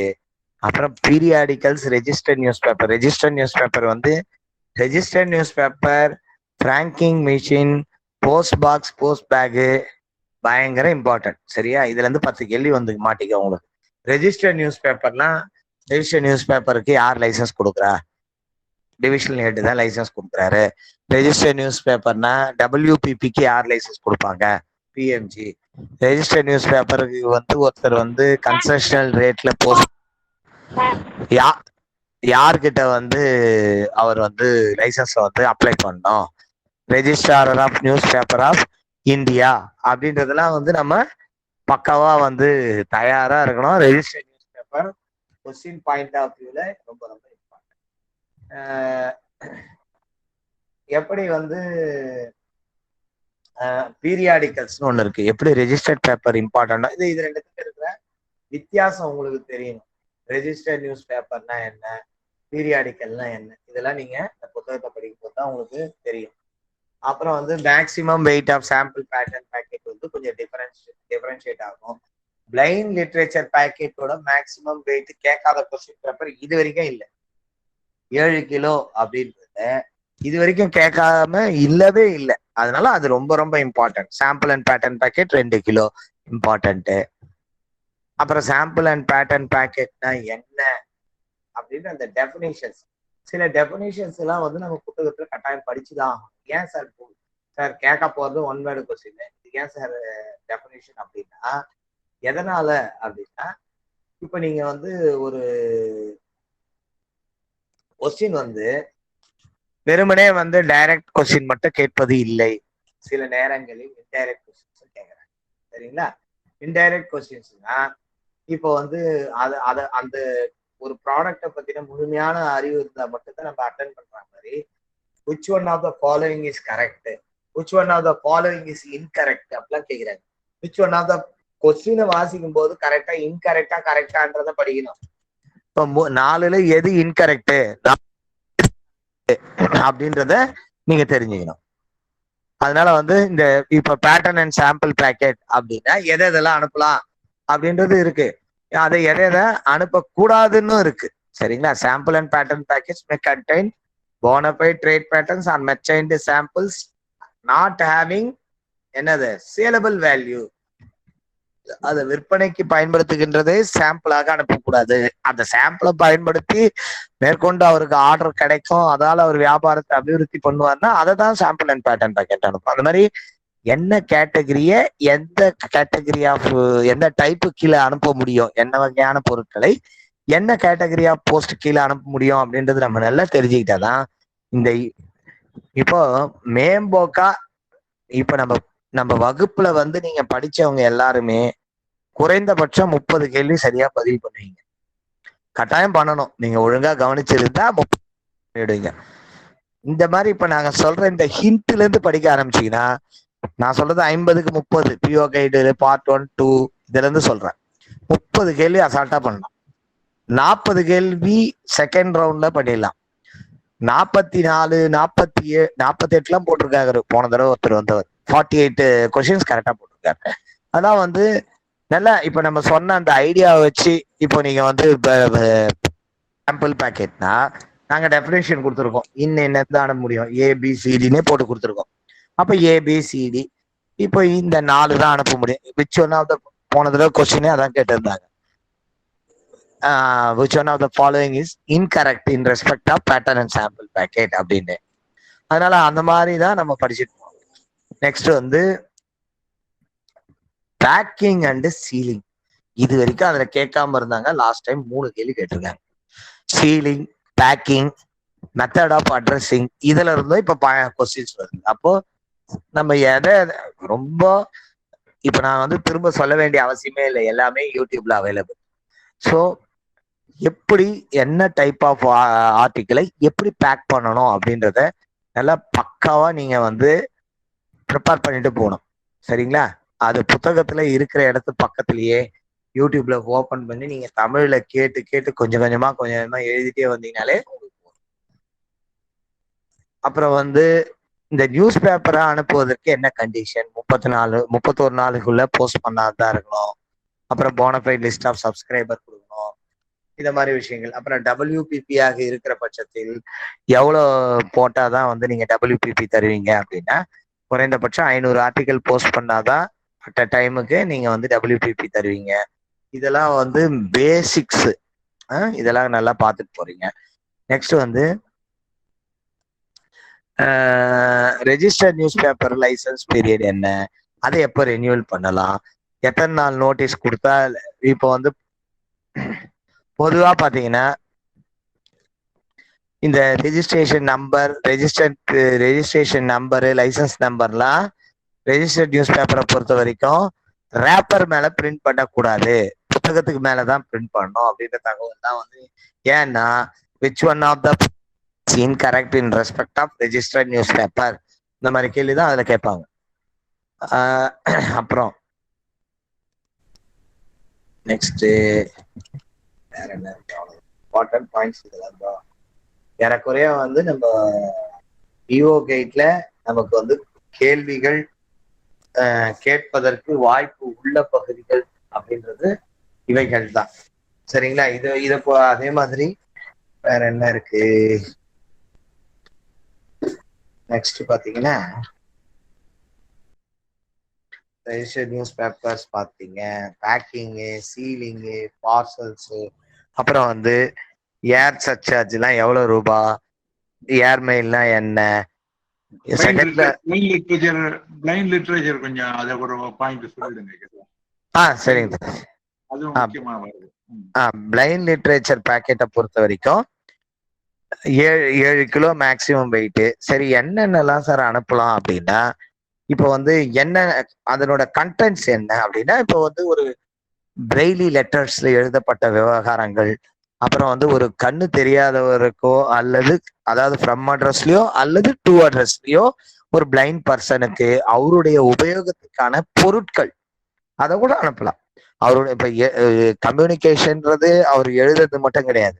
அவருக்கு இப்போ அவர் வந்து ஒரு தேவையான கார்ட்ஸ், அந்த கீன்னு சொல்லுவாங்களே, அந்த ஹார்மோனிய கட்டையில வர கீ மாதிரி ஒரு கட்டை, அத மாதிரி விஷயங்கள் இதெல்லாம் கூட அனுப்பலாம். ஆனா என்ன, இப்ப எந்த முக்கியமான பேசிஸ் ரூல் வந்து கன்செஷனல் ரேட்ல ஒரு இது அனுப்பணும், ஒரு லெட்டர் அனுப்பணும் அப்படின்னா, அதாவது வந்து ஒரு சலுகை கட்டணத்தில் ஒரு செகண்ட் கிளாஸ் ஆர்டிகல் எல்லாமே பெரும்பாலும் கன்செஷனல் ரேட் தான். சரி, அந்த கன்செஷனல் ரேட்ல அனுப்புவதற்கு என்ன பண்ணணும்னா, அதை சூப்பர் ஸ்கிரைப் பண்ணிருக்கணும். இது முக்கியமானது. அதாவது வந்து இப்போ பிளைண்ட் லிட்ரேச்சர்னா blind literature packet or literature for the blind, ஏதோ ஒண்ணு அதுக்குள்ள போற கண்டென்ட்டை நம்ம வந்து சரியா வந்து எழுதியிருக்கணும். பிளைண்டை பொறுத்த வரைக்கும் வேற என்ன இருக்குன்னா, இந்த இன்ஸ்டிடியூஷன்ஸ், அவங்க ஒரு இன்ஸ்டிடியூஷன்ல தங்கியிருக்காங்க, அந்த இன்ஸ்டிடியூஷனை சேர்ந்த மேனேஜருக்கோ அல்லது அவரால் வேறு பிளைண்ட் ஆர்கனைசேஷனுக்கு அனுப்புற மாதிரி இருந்தா கூட that can also be sent through blind literature packet. அப்புறம் registered news paper definite questions இருக்கு, சரியா? அதை நீங்க தெரிஞ்சுக்கணும். அந்த லைசன்ஸினுடைய ஷரத்து, அது எப்போ எக்ஸ்பைரி ஆகுது, எத்தனை இயரு, 3 years, எவ்வளவு ஃபீஸ்ல அதுக்கு ஒன்றும் கிடையாது, சரியா? ஃபீஸ் வந்து இட் இஸ் அப்சல்யூட்லி ஃப்ரீ, அதை தெரிஞ்சுக்கணும். நெக்ஸ்ட் வந்து ரெஜிஸ்ட்ரேஷன்னா என்ன, இன்சூரன்ஸ்னா என்ன, விபினா என்ன, அந்த கிளாசிபிகேஷன்ஸ். ஏற்கனவே நான் சொன்ன மாதிரி எவ்வளவு ரூபாய் இருந்தாதான் நம்ம பண்ணணும்ன்றது ஒண்ணு இருக்கு, கம்ப்ளைண்ட் எந்த பீரியடுக்குள்ள பண்ணணும்னு இருக்கு, காம்பன்சேஷன் இருக்கு. இந்த 4 கேட்டகரியுமே இம்பார்ட்டன்ட். இதுல இருந்து 4 கேள்வி எதிர்பார்க்கும். அப்புறம் வந்து அபிஷியல் போஸ்டல் ஆர்டிகல்னா என்ன, அதாவது வந்து ஆன் ஐஜிஎஸ் ஆர்டிகல்னா என்ன, ஆன் ஐஜிஎஸ் ஆர்டிகல்ஸ் யார் யார் அனுப்பலாம். இப்போ வந்து ஒரு சென்டர் வந்து கட்டாயம் வந்து அவருடைய டெசிக்னேஷனை சீல்ல போட்டுட்டு கையெழுத்து போட்டு மட்டும்தான் அனுப்பணும். இது வந்து பேசிக் rule for on IGS article.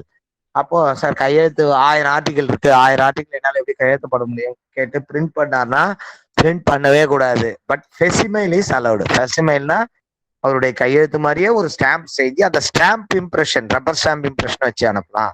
இதெல்லாம் வந்து ஆன் ஐஜிஎஸ். ஆன் ஐஜிஎஸ்ல வந்தா சர்வீஸ் அன்பெய்டுன்றது சிங்கிள் டெஃபிஷியன்சி. ஆன் ஐஜிஎஸ்ல வந்து நம்ம வந்து தபாலை வந்து அதை அன்பெய்டு என்கின்ற காரணத்திற்காக டெலிவரியிலிருந்து அதை அவாய்ட் பண்ணக்கூடாது, கூடிய மட்டும் அதை டெலிவரி பண்ணுவதற்காக பார்க்கணும். யாரெல்லாம் ஆன் ஐஜிஎஸ் அப்படின்ற சீலை ஒட்டி போடக்கூடாது அப்படின்னா, லோக்கல் ஃபண்டு ஆடிட் இருக்கு இல்லையா, local fund audit R local fund authority, that means நகராட்சி, முனிசிபாலிட்டி, பஞ்சாயத்து, இவங்கெல்லாம் லோக்கல் ஃபண்டில் வரவங்க, லோக்கல் ஃபண்ட் அத்தாரிட்டி. அவங்கெல்லாம் வந்து இந்த ஆன் ஐஜிஎஸ் அப்படின்ற வசதியை வந்து அனுபவிக்க முடியாது. அப்புறம் வந்து கேம்ப் பயங்கர இம்பார்ட்டன்ட். வால்யூம் 7ல இருக்கு, வால்யூம் 5ல இருக்கு. ஸோ பிஓ கைட் பார்ட் 1ல இருக்கு, பிஓ கைட் பார்ட் 2ல இருக்கு. அந்த அளவுக்கு இம்பார்ட்டன்ட். கேம்ப் ஆர்டிகல்னா என்ன, கேம்ப் ஆர்டிகல்னா என்ன, யாருக்கு வரும்? President of India, vice president, governor, நம்ம டிபார்ட்மெண்ட்ல ஹையர் போஸ்ட்ல இருக்கவர். நம்ம டிபார்ட்மெண்ட்ல யார் ஹையர் போஸ்ட்? டிஜி செக்ரட்டரி தான், வேற யாருக்கும் கிடையாது. இந்த கேம்ப் ஃபெசிலிட்டி உண்டு. கேம்ப்ல வந்து வர பேக் எல்லாம் ஸ்பெஷல் பேக்னு போட்டு கொண்டுட்டு போய் கொடுப்பாங்க. இந்த ஸ்பெஷல் பேக்கை கொண்டு போகும்போது எவ்வளவு மேக்சிமம், அதாவது வந்து இது வந்து எவ்வளவு ரூபாய் நம்ம சார்ஜ் பண்ணுவோம் அப்படின்னா, ஒரு 10 கிலோ பார்சல் புக் பண்ணா எவ்வளவு போஸ்டேஜ் பே பண்ணோம் அவரு, அப்புறம் வந்து எவ்வளவு போஸ்டேஜ் பே பண்ணோம், முதல்ல 1/2 கிலோவுக்கு 19 ரூபாய், அப்புறம் ஒவ்வொரு 1/2 கிலோவுக்கும் 16 ரூபாய். இதான் வந்து நம்ம அன்ரிஜிஸ்டர்ட் பார்சலுடைய போஸ்டேஜ் டாரிஃப். 10 கிலோவுக்கு எவ்வளவு வரும்? 10 கிலோன்னு நீங்க போட்டீங்கன்னா நம்ம வந்து டாரிஃப் கால்குலேஷன் இம்பார்ட்டன்ட். டாரிஃப் கால்குலேஷன்ல இப்போ 10 கிலோன்னா எத்தனை பார்ட் இருக்குன்னு பார்க்கணும். பார்ட்டுன்னா பார்சலை பொறுத்த வரைக்கும் 500 கிராம் தான் ஒரு பார்ட்டு. ஸோ 20 பார்ட், 20 பார்ட்ஸ் இருக்கு. 20 × 16 எவ்வளோ? 320 ரூபாய் பிளஸ் ஒரு 3, 323 ரூபாய் தான் 10 கிலோ பார்சல் நீங்க அனுப்பிச்சீங்கன்னா அதனோட டாரிஃப். எவ்வளவு வெயிட் இருந்தாலும் கேம்ப் பேக்கை பொறுத்த வரைக்கும் மினிமம் சப்ஜெக்ட் மினிமமா 10 கிலோ. இது இம்பார்ட்டன்ட். அதே மாதிரி கூடுதலாக இன்சிடென்டல் சார்ஜஸ் ஒன்று வாங்குவோம். அது எவ்வளோன்னா 16 ரூபாய், சரிங்களா? இதே வந்து ஸ்பெஷல் இப்போ வந்து 16 ரூபாய் வந்து irrespective of the weight of the pack நம்ம வந்து இந்த இன்சிடென்டல் சார்ஜஸ் வாங்குவோம்.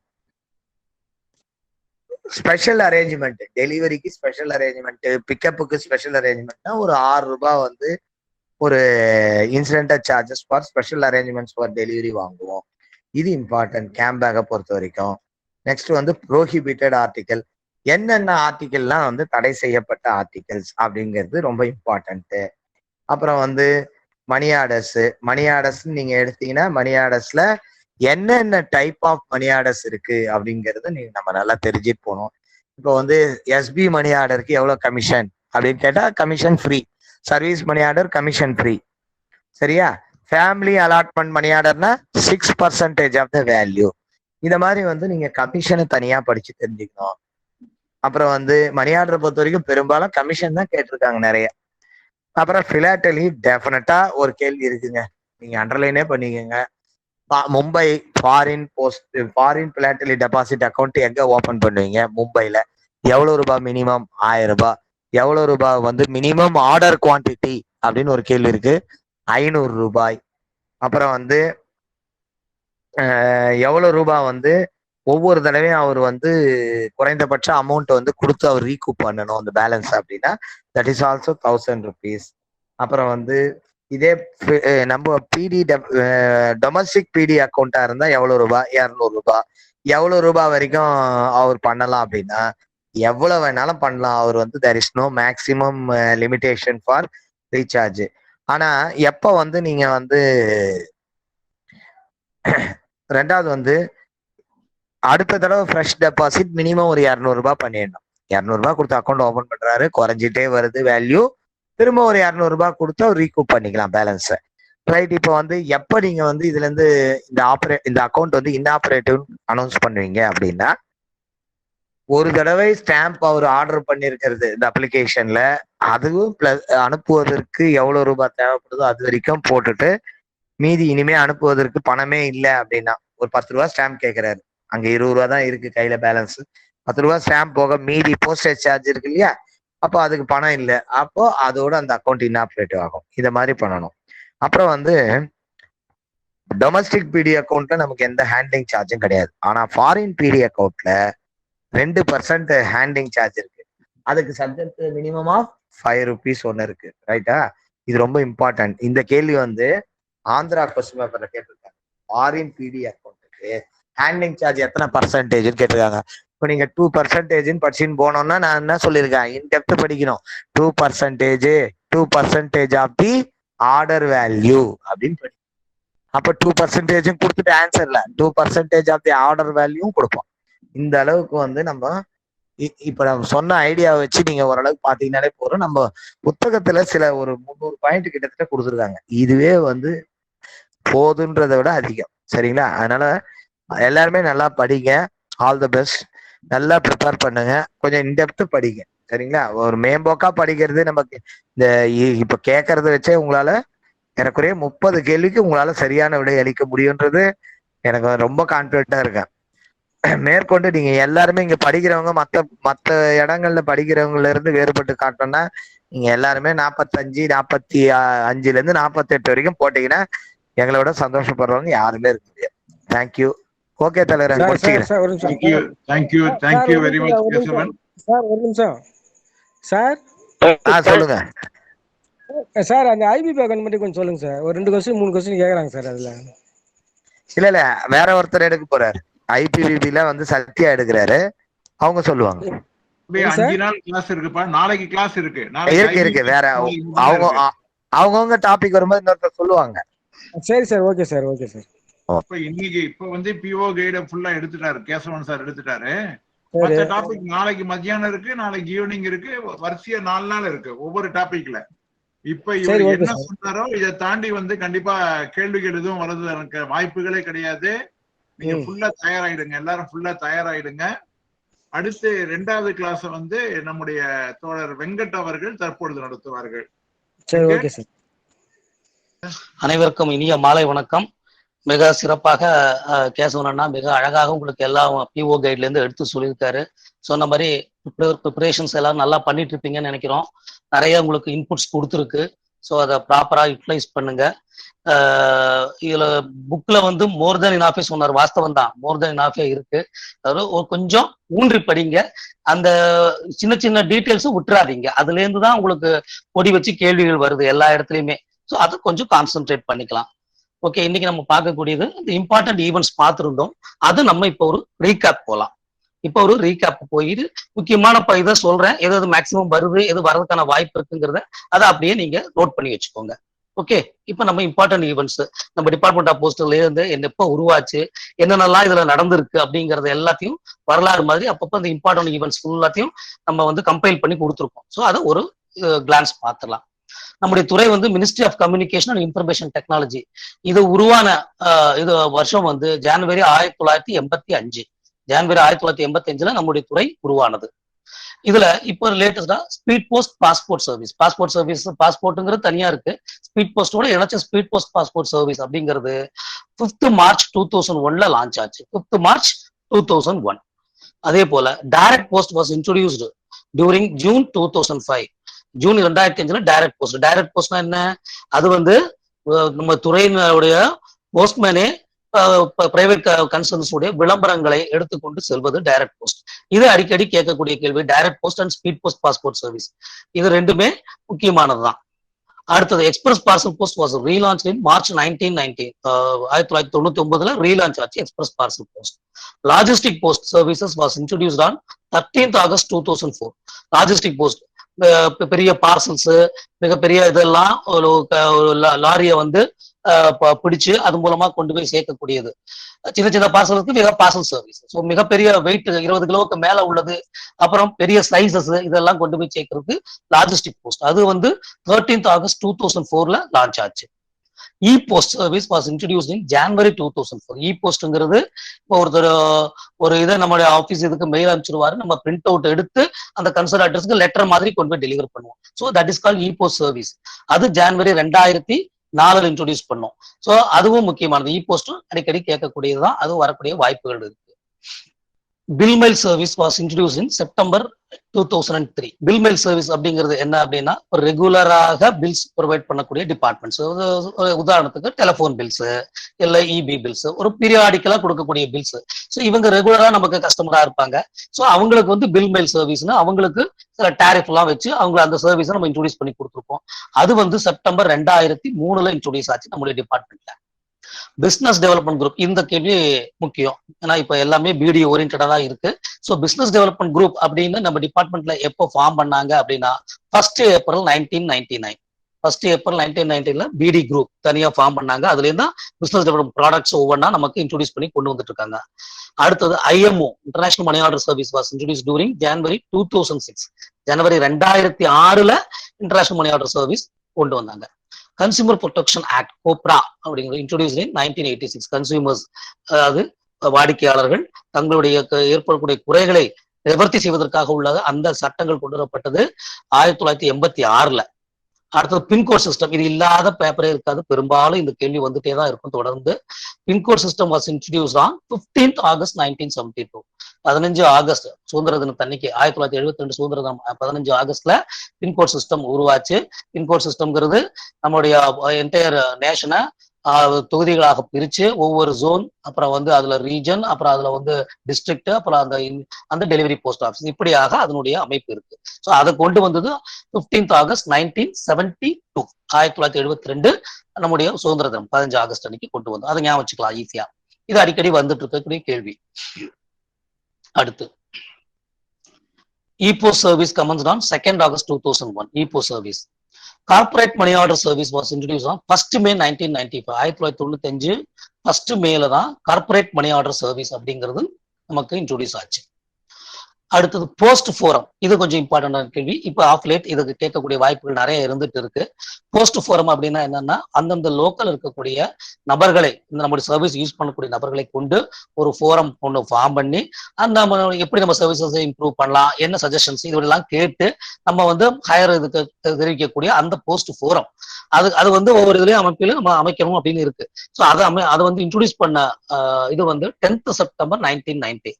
1990 10th Septemberல போஸ்ட் ஃபோரம் அப்படிங்கிறது உருவாக்கணுங்கிறத அந்த இதை கொண்டு வந்தோம். அடுத்தது சர்ஃபேஸ் ஏர்லிஃப்ட். சால் was introduce on 1st April 1999.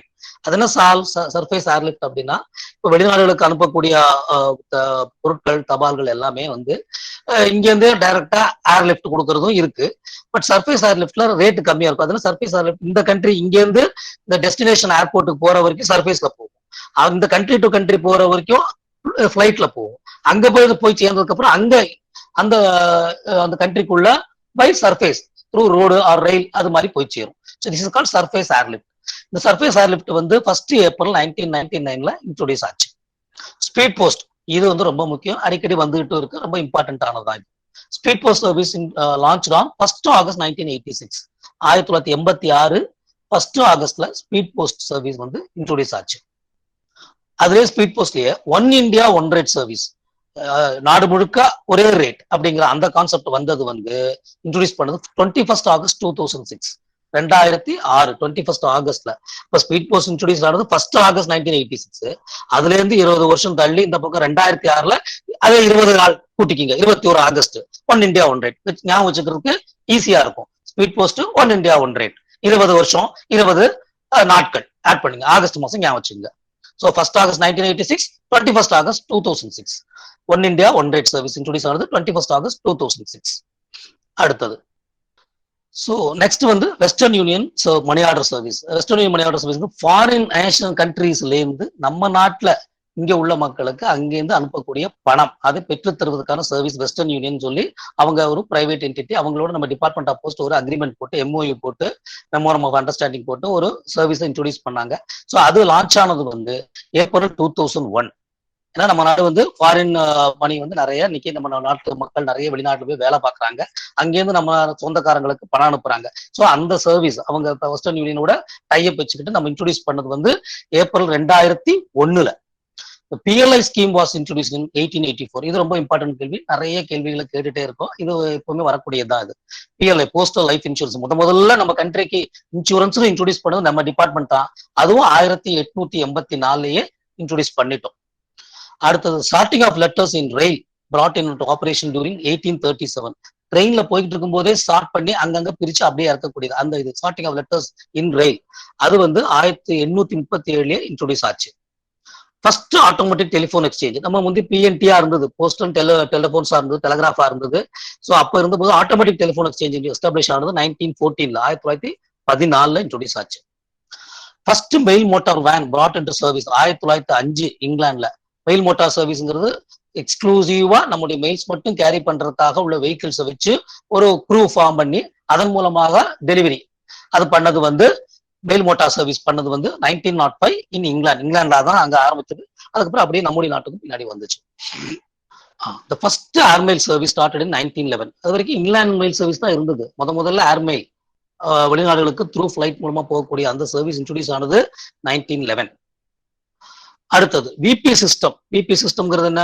பொருள் அனுப்புறோம், அந்த பொருளுக்கான பணத்தையும் அவங்க கிட்ட இருந்து வாங்கி மணி ஆர்டர் மூலமா திரும்ப யார் பொருள் அனுப்பிச்சாங்களோ அவங்களுக்கே பணத்தை கொடுக்குறோம். ஸோ ஒரு வியாபார நோக்கோடு இருக்கக்கூடியது. அதை இன்ட்ரோடியூஸ் பண்ண வருஷம் வந்து 1877 1877 அப்ப இன்ட்ரோடியூஸ் ஆச்சு. மணி ஆர்டர் இது ரொம்ப முக்கியமான கேள்வி. மணி ஆர்டர் MO பணவிடை money order service was introduced during the year 1880. அடுத்தது போஸ்ட் ஆஃபீஸ் சேவிங்ஸ் பேங்க். வெறும் மெயில்ஸ் மட்டுமே டீல் பண்ணி லெட்டர் பார்சல்ஸ் இது மட்டுமே டீல் பண்றது நம்ம துறை.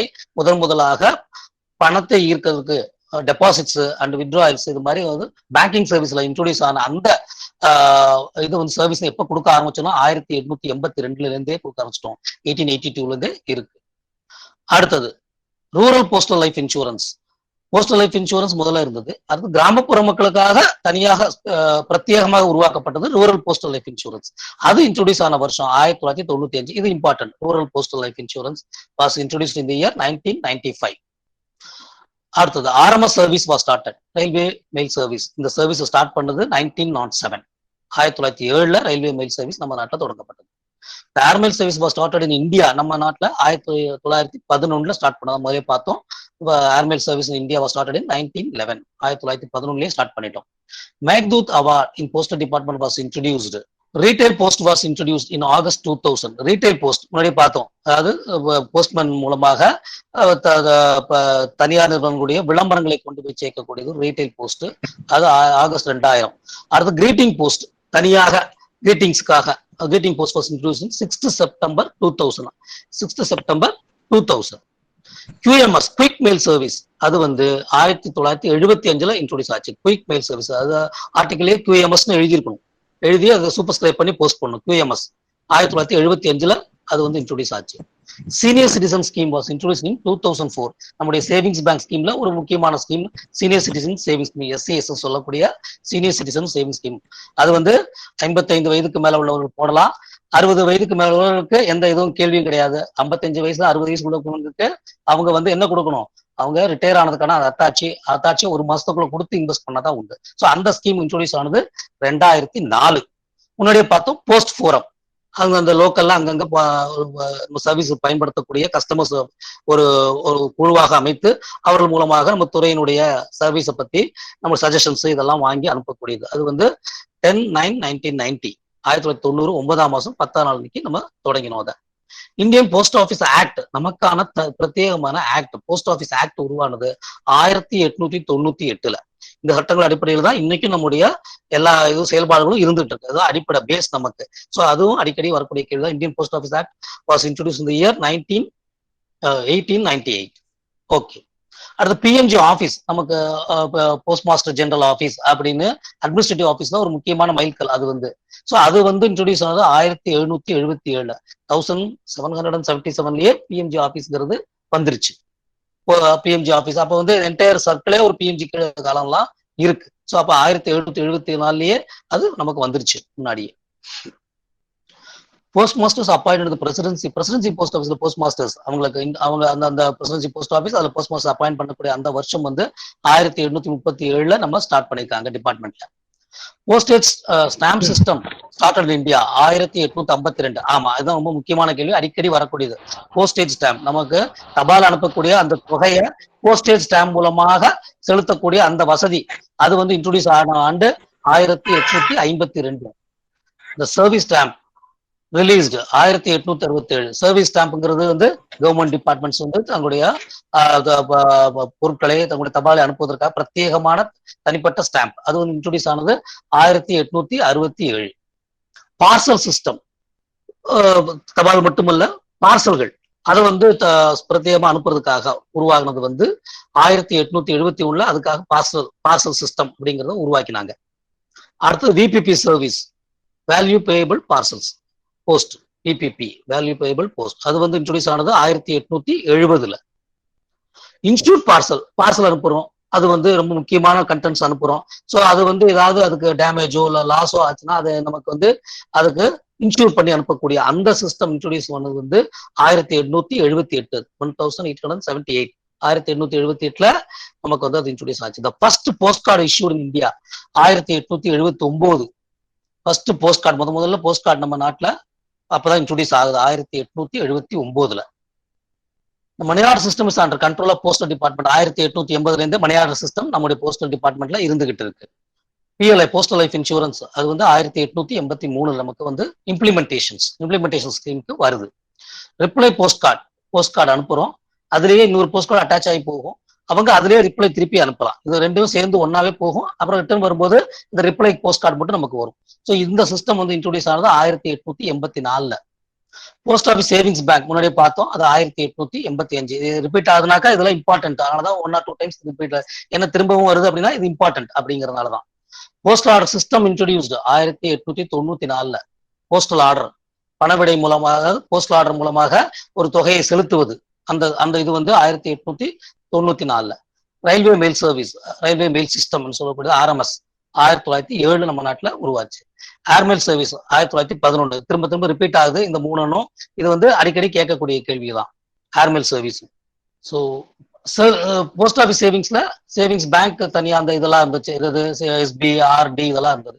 சர்டிபிகேட்ஸ் KVP கிசான் விகாஸ் பத்திர, அப்புறம் நடுவில் கொஞ்ச நாள் இருந்துச்சு இந்திரா விகாஸ் பத்திர, அப்புறம் நேஷனல் சேவிங்ஸ் சர்டிஃபிகேட் சொல்லக்கூடிய NSC, இதெல்லாம் இன்ட்ரோடியூஸ் ஆன ஆண்டு வந்து 1917 சேவிங்ஸ் சர்டிபிகேட் அப்படின்னு கொண்டு வந்தாங்க. இதெல்லாம் அப்புறம் படிப்படியா ஒவ்வொன்றா இன்ட்ரோடியூஸ் ஆச்சு. அதுல இந்த PNT டிபார்ட்மெண்ட் ஃபார்ம் கிருத்திகா அந்த டீடைல் நாளைக்கு சொல்லுவாங்க வெங்கட். ஆமா, டீடைல்டா அவங்க சொல்லுவாங்க, கிருத்திகா சொல்லுவாங்க. Okay. The PNT department formed in India after independence 1959 December 14 நமக்கு PNT department ஃபார்ம் ஆச்சு. PLI வந்தது வந்து 1/2/2004. RPLI 24/3/1990 வருஷம் தான் பார்த்தோம். இப்போ டேட் அண்ட் மந்தோட பார்க்கிறோம். Post office savings bank general rules, நமக்கான ஜெனரல் ரூல்ஸ் எப்போ வந்திருக்குன்னா ஃபர்ஸ்ட் டே ஆஃப் ஏப்ரல் 1982. அதுலதான் நமக்கு post office POSB general rules வந்துச்சு. அதுல Mi scheme, monthly income scheme, அது வந்து 15/8/1987 இன்ட்ரோடியூஸ் பண்ணாங்க. 15th August 1987. அதே சேவிங்ஸ் பேங்க்ல இன்னொரு இது PPF, public provident fund, PPF, அது வந்து 1/7/1968 இன்ட்ரோடியூஸ் ஆச்சு. சீனியர் சிட்டிசன் சேவிங்ஸ் ஸ்கீம் பார்த்தோம், அது வந்து 2004 இன்ட்ரோடியூஸ் ஆச்சுன்னு பார்த்தோம். இன்ட்ரோடியூஸ் ஆன டேட் வந்து 2nd month வந்து 10th, 2nd October 2004 இன்ட்ரோடியூஸ் ஆச்சு. கேவிபி ஃபர்ஸ்ட் 1/4/1988 இன்ட்ரோடியூஸ் ஆச்சு. என்எஸ்சி 8th issue அப்படின்னு சொல்லக்கூடிய நேஷனல் சேவிங் சர்டிபிகேட், அது 8/5/1989 இன்ட்ரோடியூஸ் ஆச்சு. பிலாட்டலிக் டெபாசிட் அக்கௌண்ட், பிலாட்டலிக் ஸ்டாம்ப்ஸை வந்து ஒரு ஹாபியாகவும் ஒரு அறிவார்ந்த வகையில் கத்துக்கிறதுக்காகவும் சேமிக்கக்கூடிய அந்த ஒரு ஹாபியாக கொண்டு வந்தது பிலாட்டலிக் டெபாசிட்ஸ் அக்கௌண்ட். அதை வந்து அக்கௌண்டா வச்சு அதன் மூலமாக ஸ்டாம்ப் தபால் தலை சேகரிப்பு, அது ஃபர்ஸ்ட் 1/8/1965 இன்ட்ரோடியூஸ் ஆச்சு. 1/8/1965 இன்ட்ரோடியூஸ் ஆச்சு. அட்டல் பென்ஷன் யோஜனா, இப்ப சொல்லக்கூடிய ஏபிஒய் அட்டல் பென்ஷன் யோஜனா, அது வந்து 1/6/2015 இன்ட்ரோடியூஸ் ஆச்சு. 1/6/2015 ஏபிஒய். அடுத்தது மெயில் நெட்வொர்க் ஆப்டிமைசேஷன் ப்ராஜெக்ட், எம்என்ஓபின்னு சொல்லி நம்மளுடைய நெட்வொர்க்கை ஆப்டிமைஸ் பண்றதுக்கான அந்த ப்ராஜெக்ட், அது 11th பிளான் ஸ்கீம்ல மார்ச் 2010 இன்ட்ரோடியூஸ் பண்ணாங்க. 11th பிளான் ஸ்கீம்ல நமக்கு மார்ச் 2010 இன்ட்ரோடியூஸ் ஆச்சு எம்என்ஓபி ப்ராஜெக்ட். பார்சல் அது மாதிரி மெயில்ஸுக்கு அது எம்என்ஓபி, அதே போல பார்சலுக்கு பார்சல் நெட்வொர்க் ஆப்டிமைசேஷன் ப்ராஜெக்ட் கொண்டு வந்தாங்க, பிஎன்ஓபி. அது 17/8/2018 17/8/2018 இன்ட்ரோடியூஸ் ஆச்சு. IPPB, India post payment bank, was enacted on 31/2017. IPPB வந்து எனாக்ட்மெண்ட் பண்ணது வந்து 31/2017. ஐபிபிபி ஆல் ஓவர் இந்தியா அந்த லான்ச்சிங், அது வந்து 1/9/2018 லான்ச் ஆச்சு. ஃபர்ஸ்ட் லான்ச்சிங் வந்து 1/9/2018. பின்கோடு ஏற்கனவே பார்த்துருக்கோம், திரும்ப வருது, ரொம்ப இம்பார்ட்டன்ட், அடிக்கடி கேட்கக்கூடியதான். 15th August 1972. சர்ஃபேஸ் ஏர்லிஃப்ட் சால், அது வந்து 1/4/1999. அடுத்தது speed post one India one rate 21/8/2006 அது இன்ட்ரோடியூஸ் ஆச்சு. அடுத்தது ஏர்மெயில் சர்வீஸ் 21/8/2006 இன்ட்ரோடியூஸ் ஆச்சு. Airmail service. VP system 1877 already பார்த்தோம். RMS service 1907. மேக்தூத் அவார்டு, இப்போ போஸ்டல் எம்ப்ளாயிஸ் உடைய எக்ஸலன்ஸ், அவங்க நல்லா பெஸ்ட் பெர்ஃபார்மர், அவங்களுக்காக கொடுக்கக்கூடிய அவார்டு வந்து இன்ட்ரோடியூஸ் ஆன வருஷம் வந்து 1984. ரீட்டைல் போஸ்ட் இன்ட்ரோடியூஸ் ஆனது ஆகஸ்ட் 2000.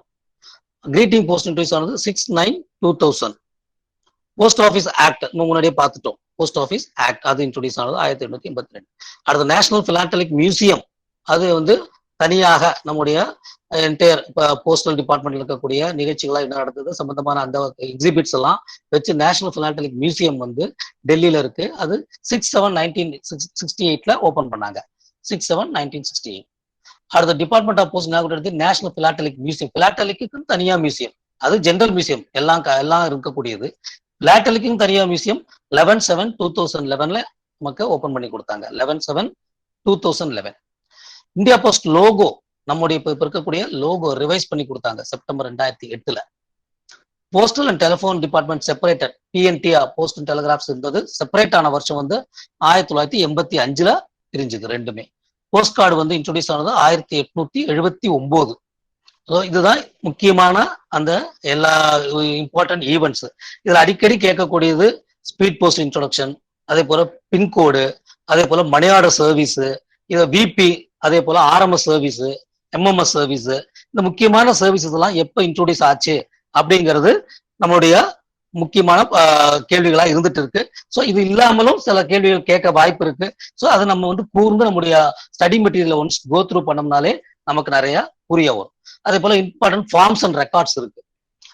MS1 சொல்லக்கூடியது post master order book, post master தன்னுடைய கண்ட்ரோல் வச்சுக்கக்கூடிய post master order book. MS2 அப்படிங்கிறது எல்லா இடத்துலையும் இருக்கக்கூடியது எரர் புக். MS2ங்கிறது எரர் புக். MS7 அப்படிங்கிறது hand to hand receipt book. ஒரு போஸ்டல் ஆஃபீஸர் இன்னொரு போஸ்டல் ஆஃபீஸருக்கு ஹேண்ட் ஓவர் பண்ணக்கூடியதை இதுல என்ட்ரி போட்டு அக்கெண்டன்ஸ் வாங்கி கொடுக்கக்கூடியது, அதான் MS7 hand to hand receipt book. MS8ங்கிறது ஆஃபீஸ் ஆர்டர் புக். MS9A அப்படிங்கிறது customs fee assessment by post master, post master assess பண்ணக்கூடிய கஸ்டம்ஸ் ஃபீ அசஸ் பண்ணக்கூடிய அந்த ஃபார்ம் MS9A. MS12ங்கிறது நாமினல் ரூல், ரைட்? போஸ்ட் ஆஃபீஸஸ்ல யார் யார் எந்த பிரான்ச் பாக்குறாங்கிறது ஒரு பர்மனன்ட் ரெக்கார்ட் இருக்கக்கூடிய நாமினல் ரூல். அதே போல MS13 மந்த்லி ஸ்டாட்டிஸ்டிக்ஸ், மாசம் இருக்கக்கூடிய ஸ்டாட்டிஸ்டிக்ஸ் மெயின்டைன் பண்றதுக்காக. MS14 அப்படிங்கிறது ஸ்டாட்டிஸ்டிக்கல் ரிஜிஸ்டர் அப்டிராக்ட் ரெஜிஸ்டர். அது MS14A ஸ்டாட்டிஸ்டிக்கல் மெமோரண்டம். அது அடுத்து MS15 இண்டெக்ஸ் டு எம்ஓ ரிசிப்ட்ஸ்க்கான இண்டெக்ஸ், எந்தெந்த ரெசிப்ட் என்னென்னைக்கு இஷ்யூ ஆச்சு அப்படிங்கிறது நோட் பண்ணக்கூடியது. MS16 content of articles list, foreign articles list பண்ணக்கூடியது, அந்த லிஸ்டிங் ஆஃப் இது, அது MS16. MS18 book of post marks, தினம் நம்ம ஒவ்வொரு ஆஃபீஸ்லையும் பயன்படுத்தக்கூடிய முத்திரைகள் அன்னன்னைக்கு டேட் மாற்றி இதுல அடிச்சு போஸ்ட் மாஸ்டர் சைன் வாங்கி வச்சுக்கணும். அப்பதான் அன்னைக்கு டேட் மாத்திரங்கிறதுக்கு அடையாளம், சரியான டேட் தான் யூஸ் பண்ற மாதிரி அப்பதான் கன்ஃபார்ம் பண்ணிக்க முடியும். ஸோ அதுக்காக உள்ளது. MS27 postman book, MS28 mail attendance book, MS42 notice of prescribed fee for professional letter writers, அவங்களுக்கு ப்ரொஃபஷனல் லெட்டர் ரைட்டர்ஸ் கொடுக்கக்கூடிய நோட்டீஸ் ஆஃப் பிரிஸ்கிரைப்டு ஃபீ, அந்த நோட்டீஸ் வந்து MS42. MS85 அப்படிங்கிறது ரிஜிஸ்டர் ஆஃப் வில்லேஜ் போஸ்ட்மேன், அவர் இந்த ரிஜிஸ்டர்ல எடுத்துட்டு போவாரு. அதுல எல்லாத்தையும் கொண்டு போகக்கூடிய ஆர்டிகல்ஸ், அக்கௌண்டபிள் ஆர்டிகல்ஸ் எல்லாம் என்ட்ரி கொண்டு போவார். அடுத்து MS86 visit book of village postman, இவர் எந்தெந்த வில்லேஜஸ் விசிட் பண்ணிருக்காரு அப்படிங்கிறது தெரிஞ்சுக்கிறதுக்காக உள்ளது visit book of village postman, MS86ங்கிற அந்த ரெஜிஸ்டர்.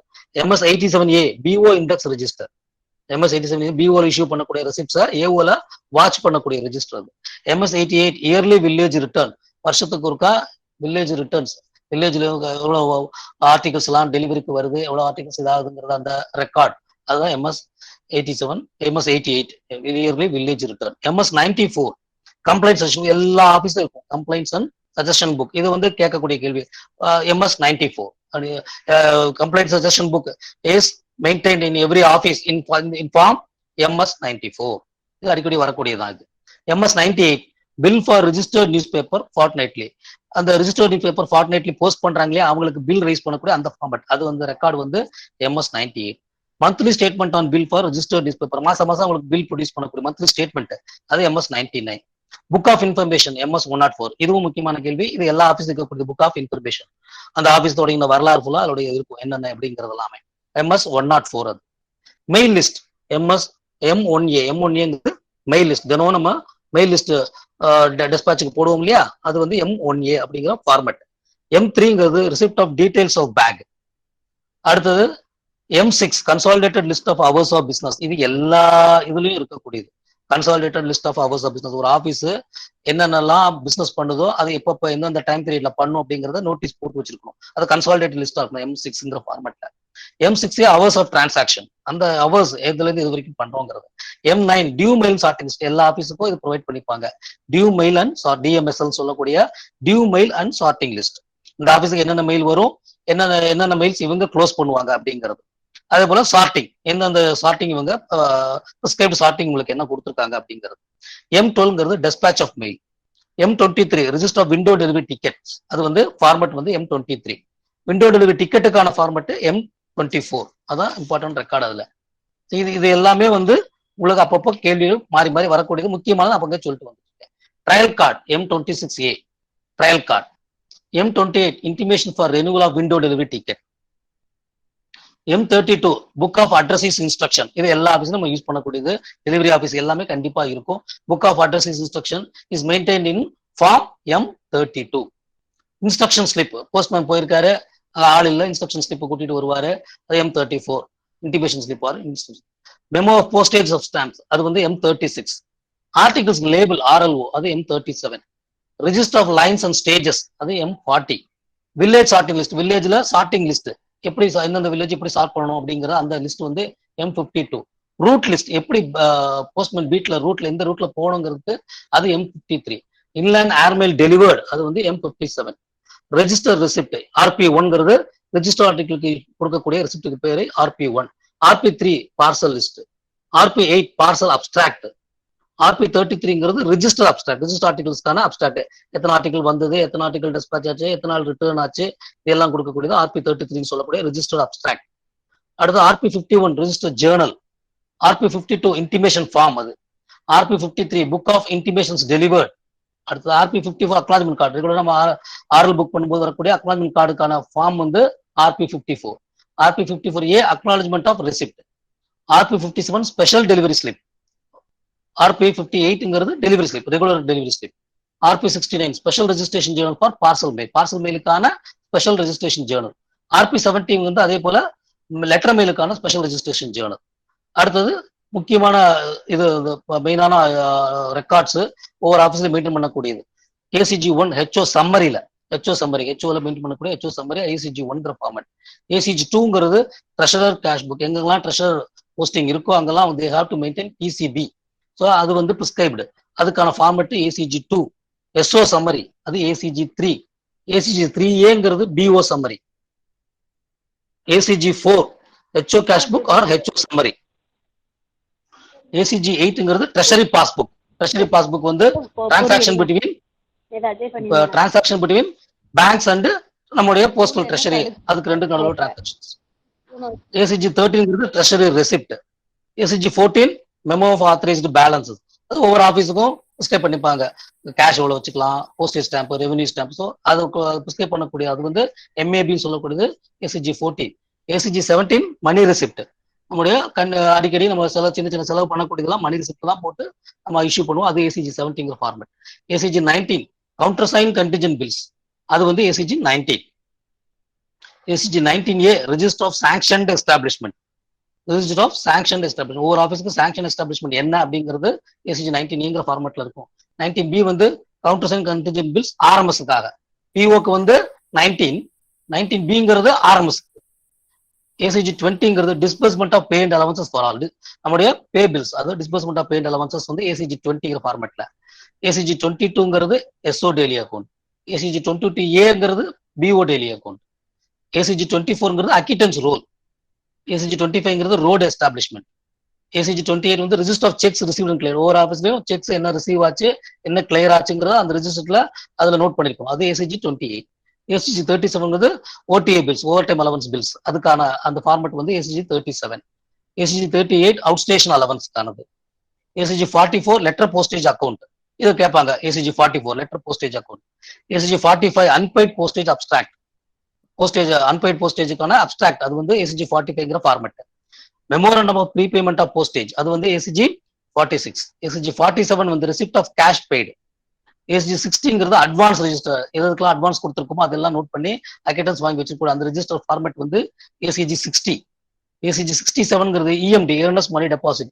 பல்வேறு காரணங்களுக்காக முன்பணமாக வாங்கக்கூடியது. ஒரு கான்ட்ராக்டோ இதுவோ கொடுக்கணும்னா இஎம்டி. ஸோ அதுக்கான இது வந்து ACG 67. Register buildings and lands. So total நம்மகிட்ட என்ன அசட்ஸ் இருக்கு, டிபார்ட்மெண்ட்ல என்ன எத்தனை பில்டிங்ஸ் இருக்கு, என்னென்ன வேக்கண்ட் லேண்ட்ஸ் இருக்கு, இதனுடைய அத்தனை இன்ஃபர்மேஷனும் ரெக்கார்ட் பண்ணக்கூடிய அந்த ஃபார்மேட் வந்து ACG 69. ACG 84 memo monthly cash balance. ACG 90 customs duty collection schedule. ACG 108 வந்து bill for provisional pension gratuity. Provisional pension gratuity அது வந்து ஃபார்வர்ட் பண்றதுக்கான அந்த ஃபார்மேட் வந்து ஏசிஜி 108.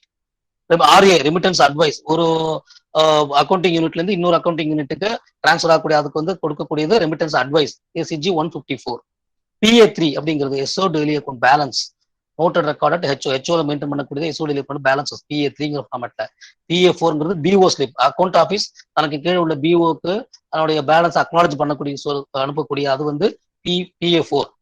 PA14-5 அப்படிங்கிறது மெமோரண்டம் ஆஃப் ஆத்தரைஸ்ட் பேலன்சஸ், அது 14-5. PA17ங்கிறது எஸ்ஓ அக்கௌண்ட். PA17ங்கிறது எஸ்ஓ அக்கௌண்ட். ஸோ இது எல்லாமே வந்து various registers use in post offices. இதுல மெயினா கேட்கக்கூடியது, அடிக்கடி கேட்கக்கூடியது எஸ்ஓ இது ரிஜிஸ்டர் ஆஃப் ஸ்டாட் கேட்பாங்க. ரிஜிஸ்டர் ஜேர்னல் அடிக்கடி வந்துட்டு இருக்கு. அதே போல இது கேட்டுட்டு இருக்காங்க, என்னது SO daily account, PO daily account, அது எந்த ஃபார்மேட்ல, ஏன்னா அதை நம்ம அடிக்கடி யூஸ் பண்ணக்கூடியது. ஸோ இதெல்லாம் ரெகுலரா கேட்கறாங்க. அதே இயர்லி வில்லேஜ் ரிட்டர்ன் அது என்ன ஃபார்மேட். ஸோ இதெல்லாம் வந்து அடிக்கடி ரிப்பீட் ஆகக்கூடியது, கேட்கறதுக்கான வாய்ப்புகள் அதிகமா இருக்கு. இப்போ ஏஓஎஃப் அப்படி ஏஓஎஃப் அக்கௌண்ட் ஓப்பனிங் ஃபார்ம் அப்படின்னு ஷார்ட் ஃபார்ம்ல ஏஓஎஃப்னு சொல்றோம். அதுக்கு வந்து ஜிஎஸ்பிஆர் நம்பர் 1 ஃபர்ஸ்ட் வந்து அக்கௌண்ட் ஓப்பன் பண்ணுவோம். அப்ப அதுக்கு ஒரு ஃபார்ம் வேணும் இல்லையா, அதுதான் ஜிஎஸ்பிஆர் 1 அப்படின்னு நம்பர் வச்சிருக்காங்க. சரி, அக்கௌண்ட் ஓப்பன் பண்ணியாச்சு, அடுத்து என்ன பண்ணணும், அதுல ஏதாவது பணம் போடணுமே. அப்ப அதுக்கு ஒரு பேயிங் ஸ்லிப். அந்த பேயிங் ஸ்லிப்புக்கான ஃபார்ம் அடுத்த ஃபார்ம் ஜிஎஸ்பிஆர் 2. சரி, பணம் போட்டாச்சு, இப்ப அடுத்தது எடுக்கணும், வித்ட்ரா பண்ணணும், இல்ல லோன் எடுக்கணும். இப்ப அதுக்கான ஃபார்ம் வந்து ஜிஎஸ்பிஆர் 3. ஸோ இப்படி ஞாபகம் வச்சுட்டீங்கன்னா உங்களுக்கு ஈஸியா இருக்கும். அடுத்தது இதெல்லாம் பண்ணும்போது என்ன பண்ணணும், நமக்கு அதுக்கு ஒரு பாஸ்புக் கொடுக்கணும். அப்ப அதுக்கான இது வந்து ஜிஎஸ்பிஆர் 4. இப்ப பண்ணியாச்சு, ஒரு இடத்துல இருந்து இன்னொரு இடத்துல அக்கௌண்ட் டிரான்ஸ்ஃபர் பண்ணணும். அப்ப அதுக்கான ஃபார்ம் ஜிஎஸ்பிஆர் 5. அந்தந்த ரூல்ஸ்ல அதாவது கவர் ஆயிட்டு ஃபார்ம் நம்பரோட. So GSPR 6 extension of account. ஒரு அக்கௌண்ட்டை அதோட பீரியட் தாண்டி எக்ஸ்டெண்ட் பண்ணக்கூடியது, அதுக்கான ஃபார்மட் வந்து ஜிஎஸ்பிஆர் 6. அடுத்து பிளட்ஜிங், ஒரு அக்கௌண்ட் பிளட்ஜ் பண்ணணும். அப்ப அதுக்கான ஃபார்மேட் வந்து GSPR 7. Premature closure, regular closure வேற. ஒரு அக்கௌண்ட் அதோட பீரியடுக்கு முன்னாடியே க்ளோஸ் பண்ண போறோம்னா அது ப்ரீமெச்சூர் க்ளோஷர். ஸோ அதுக்கான GSPR நம்பர் வந்து நம்பர் 8ங்கிற ஃபார்ம்ல மெயின்டைன் பண்ணிக்கிறோம். அடுத்து க்ளோசர் ஆஃப் அக்கௌண்ட், அதான் ஃபைனல் வித்ட்ராயல், அதாவது மெச்சூரிட்டியில க்ளோஸ் பண்ணும்போது, அப்போ அது GSPR 9. நாமினேஷன் ஃபார்ம் ஃப்ரெஷ்ஷா இருக்கட்டும், இல்ல ஏதாவது சேஞ்ச் பண்றோம், இல்ல கேன்சல் பண்றோம், எதுவா இருந்தாலும் சரி, இந்த ஒரே ஃபார்ம் தான் நாமினேஷனுக்காக GSPR 10. டெத் கிளைம், இறந்து போயிட்டாரு, கிளைம் வருது, ஸோ டெத் கிளைம் ஃபார்ம் வந்து GSPR 11. அடுத்து authorisation of operation of account, ஒரு அக்கௌண்ட்டை ஆத்தரைஸ் பண்றோம் இன்னொருத்தர் ஆப்ரேட் பண்றதுக்காக, அந்த ஆத்தரைசேஷன் எந்த ஃபார்மேட்ல கொடுக்கறது? GSPR 12. இப்போ அஃபிடவிட், இப்போ சில பல கேசஸ்ல நம்ம அஃபிடவிட் கொடுக்க வேண்டியிருக்கும். ஸோ அதுக்கான ஃபார்மேட் வந்து GSPR 13ல இருக்கு. லெட்டர் ஆஃப் டிஸ்க்ளைமர், நான் வந்து இதை வந்து கிளைம் பண்ணல, நான் வந்து ஐம் ஆப்டிங் அவுட் அப்படின்னு சொல்லக்கூடிய அந்த லெட்டர் ஆஃப் டிஸ்க்ளைமர் கொடுக்கக்கூடியது வந்து GSPR 14ல. இதெல்லாம் எங்க வரும்? இந்த affidavit, letter of disclaimer, bond of indemnity எல்லாம் எங்க வருதுன்னா கிளைம் கேசஸ்லாம் மெயினா வரும் எல்லாமே. ஸோ பாண்ட் ஆஃப் இண்டெம்னிட்டி அப்படிங்கிறது அதுக்கான ஃபார்மேட் வந்து GSPR 15. ஸோ இது எல்லாமே வந்து நம்ம யூஸ் பண்ணக்கூடிய வேரியஸ் ஃபார்ம்ஸ். இன்னைக்கு தேதிக்கு SBIல இதுகள் தான் இருக்கு. முந்தி இருந்த அந்த SBI 103, SB 7 அப்படின்லாம் சொல்லுவோம். ஸோ அதெல்லாம் இப்போ போயிடுச்சு. அது போல இப்போ எல்லாமே it has been standardise to GSPR அப்படின்னு வந்துருச்சு. ஸோ இதையும் நம்ம வந்து ஞாபகம் வச்சுக்க வேண்டியதுதான். இது எல்லாத்தையுமே அந்த சீக்வன்ஸ்ல அப்படியே ஞாபகம் வச்சுட்டீங்கன்னா இது என்னங்கிறது உங்களுக்கு ஈஸியா இருக்கும். ஸோ ஒன்ஸ் எல்லாத்தையுமே ஒரு தடவை கோ த்ரூ பண்ணுங்க. இம்பார்ட்டன்ட் சொன்னதெல்லாம் ஒரு தடவை பாருங்க. மோர் தென் இனஃப் நம்மளுடைய அந்த ஸ்டடி மெட்டீரியல் இருக்கு. ஸோ நம்முடைய டியூட்டர்ஸும் நிறைய எஃபர்ட்டை போட்டு உங்களுக்கு நிறைய கோச் பண்ணி கொடுத்துருக்காங்க. ஸோ ப்ரிப்பேர் வெல் அண்ட் எக்ஸாம்ல நல்ல ஒரு ஃபிளையிங் கலர்ஸ்ல எல்லாம் வெளியே வரணும்னு என்னுடைய வாழ்த்துக்கள். ஸோ எல்லாரும் சிறப்பாக செஞ்சு நம்முடைய இந்த டீம் ஒர்க்கை வந்து இதுக்கான ஒரு ரிவார்ட்ஸ் நீங்க அப்படி கொடுக்கணும்னு ஆசைப்படுறோம். Thank you so much everyone. Thank you Venkat, thank you Sulaikha ma'am, thank you very much. நேரத்தை வேஸ்ட் பண்ணாதீங்க, ஒரு வாரம் தான் இருக்கு, தயவு செஞ்சு படிங்க. உங்கள்கிட்ட புக் இல்லாதவங்க நீங்க எல்லாம் நம்முடைய யூடியூப் சோம்பேறித்தனப்படாம பாருங்க. என்ன சப்ஜெக்ட்ல உங்களுக்கு ப்ராப்ளம் வரும், எந்த சப்ஜெக்ட் உங்களுக்கு சரியா தெரியலையோ அது பாருங்க. எக்ஸாமுக்கு நல்லா ப்ரிப்பேர் பண்ணுங்க. Don't waste your time. நாளைக்கு 2 கிளாஸ் இருக்கு. முதல் கிளாஸ் வந்து 2:30 மணிக்கு PL, அதாவது பிசினஸ் ஓரியன்டா இருக்கக்கூடிய எல்லா டெர்மினாலஜியும் நாளைக்கு வந்து 2:30 மணிக்கு ஒரு கிளாஸ் இருக்கு. அதே போல ஈவினிங் ஒரு கிளாஸ் இருக்கு, 7 மணிக்கு ஒரு கிளாஸ் இருக்கு. ரெண்டையும் வந்து தவற விடாதீங்க. 2:30 மணிக்கும் தவற விடாதீங்க, 7 மணிக்கும் தவற விடாதீங்க. நாளைக்கு நம்ம வந்து நேரடியா சந்திப்போம். வாழ்த்துக்களுடன் மீண்டும் சந்திப்போம். Thank you all comrades. Thank you very much. Thank you very much. நாளைக்கு சந்திப்போம்.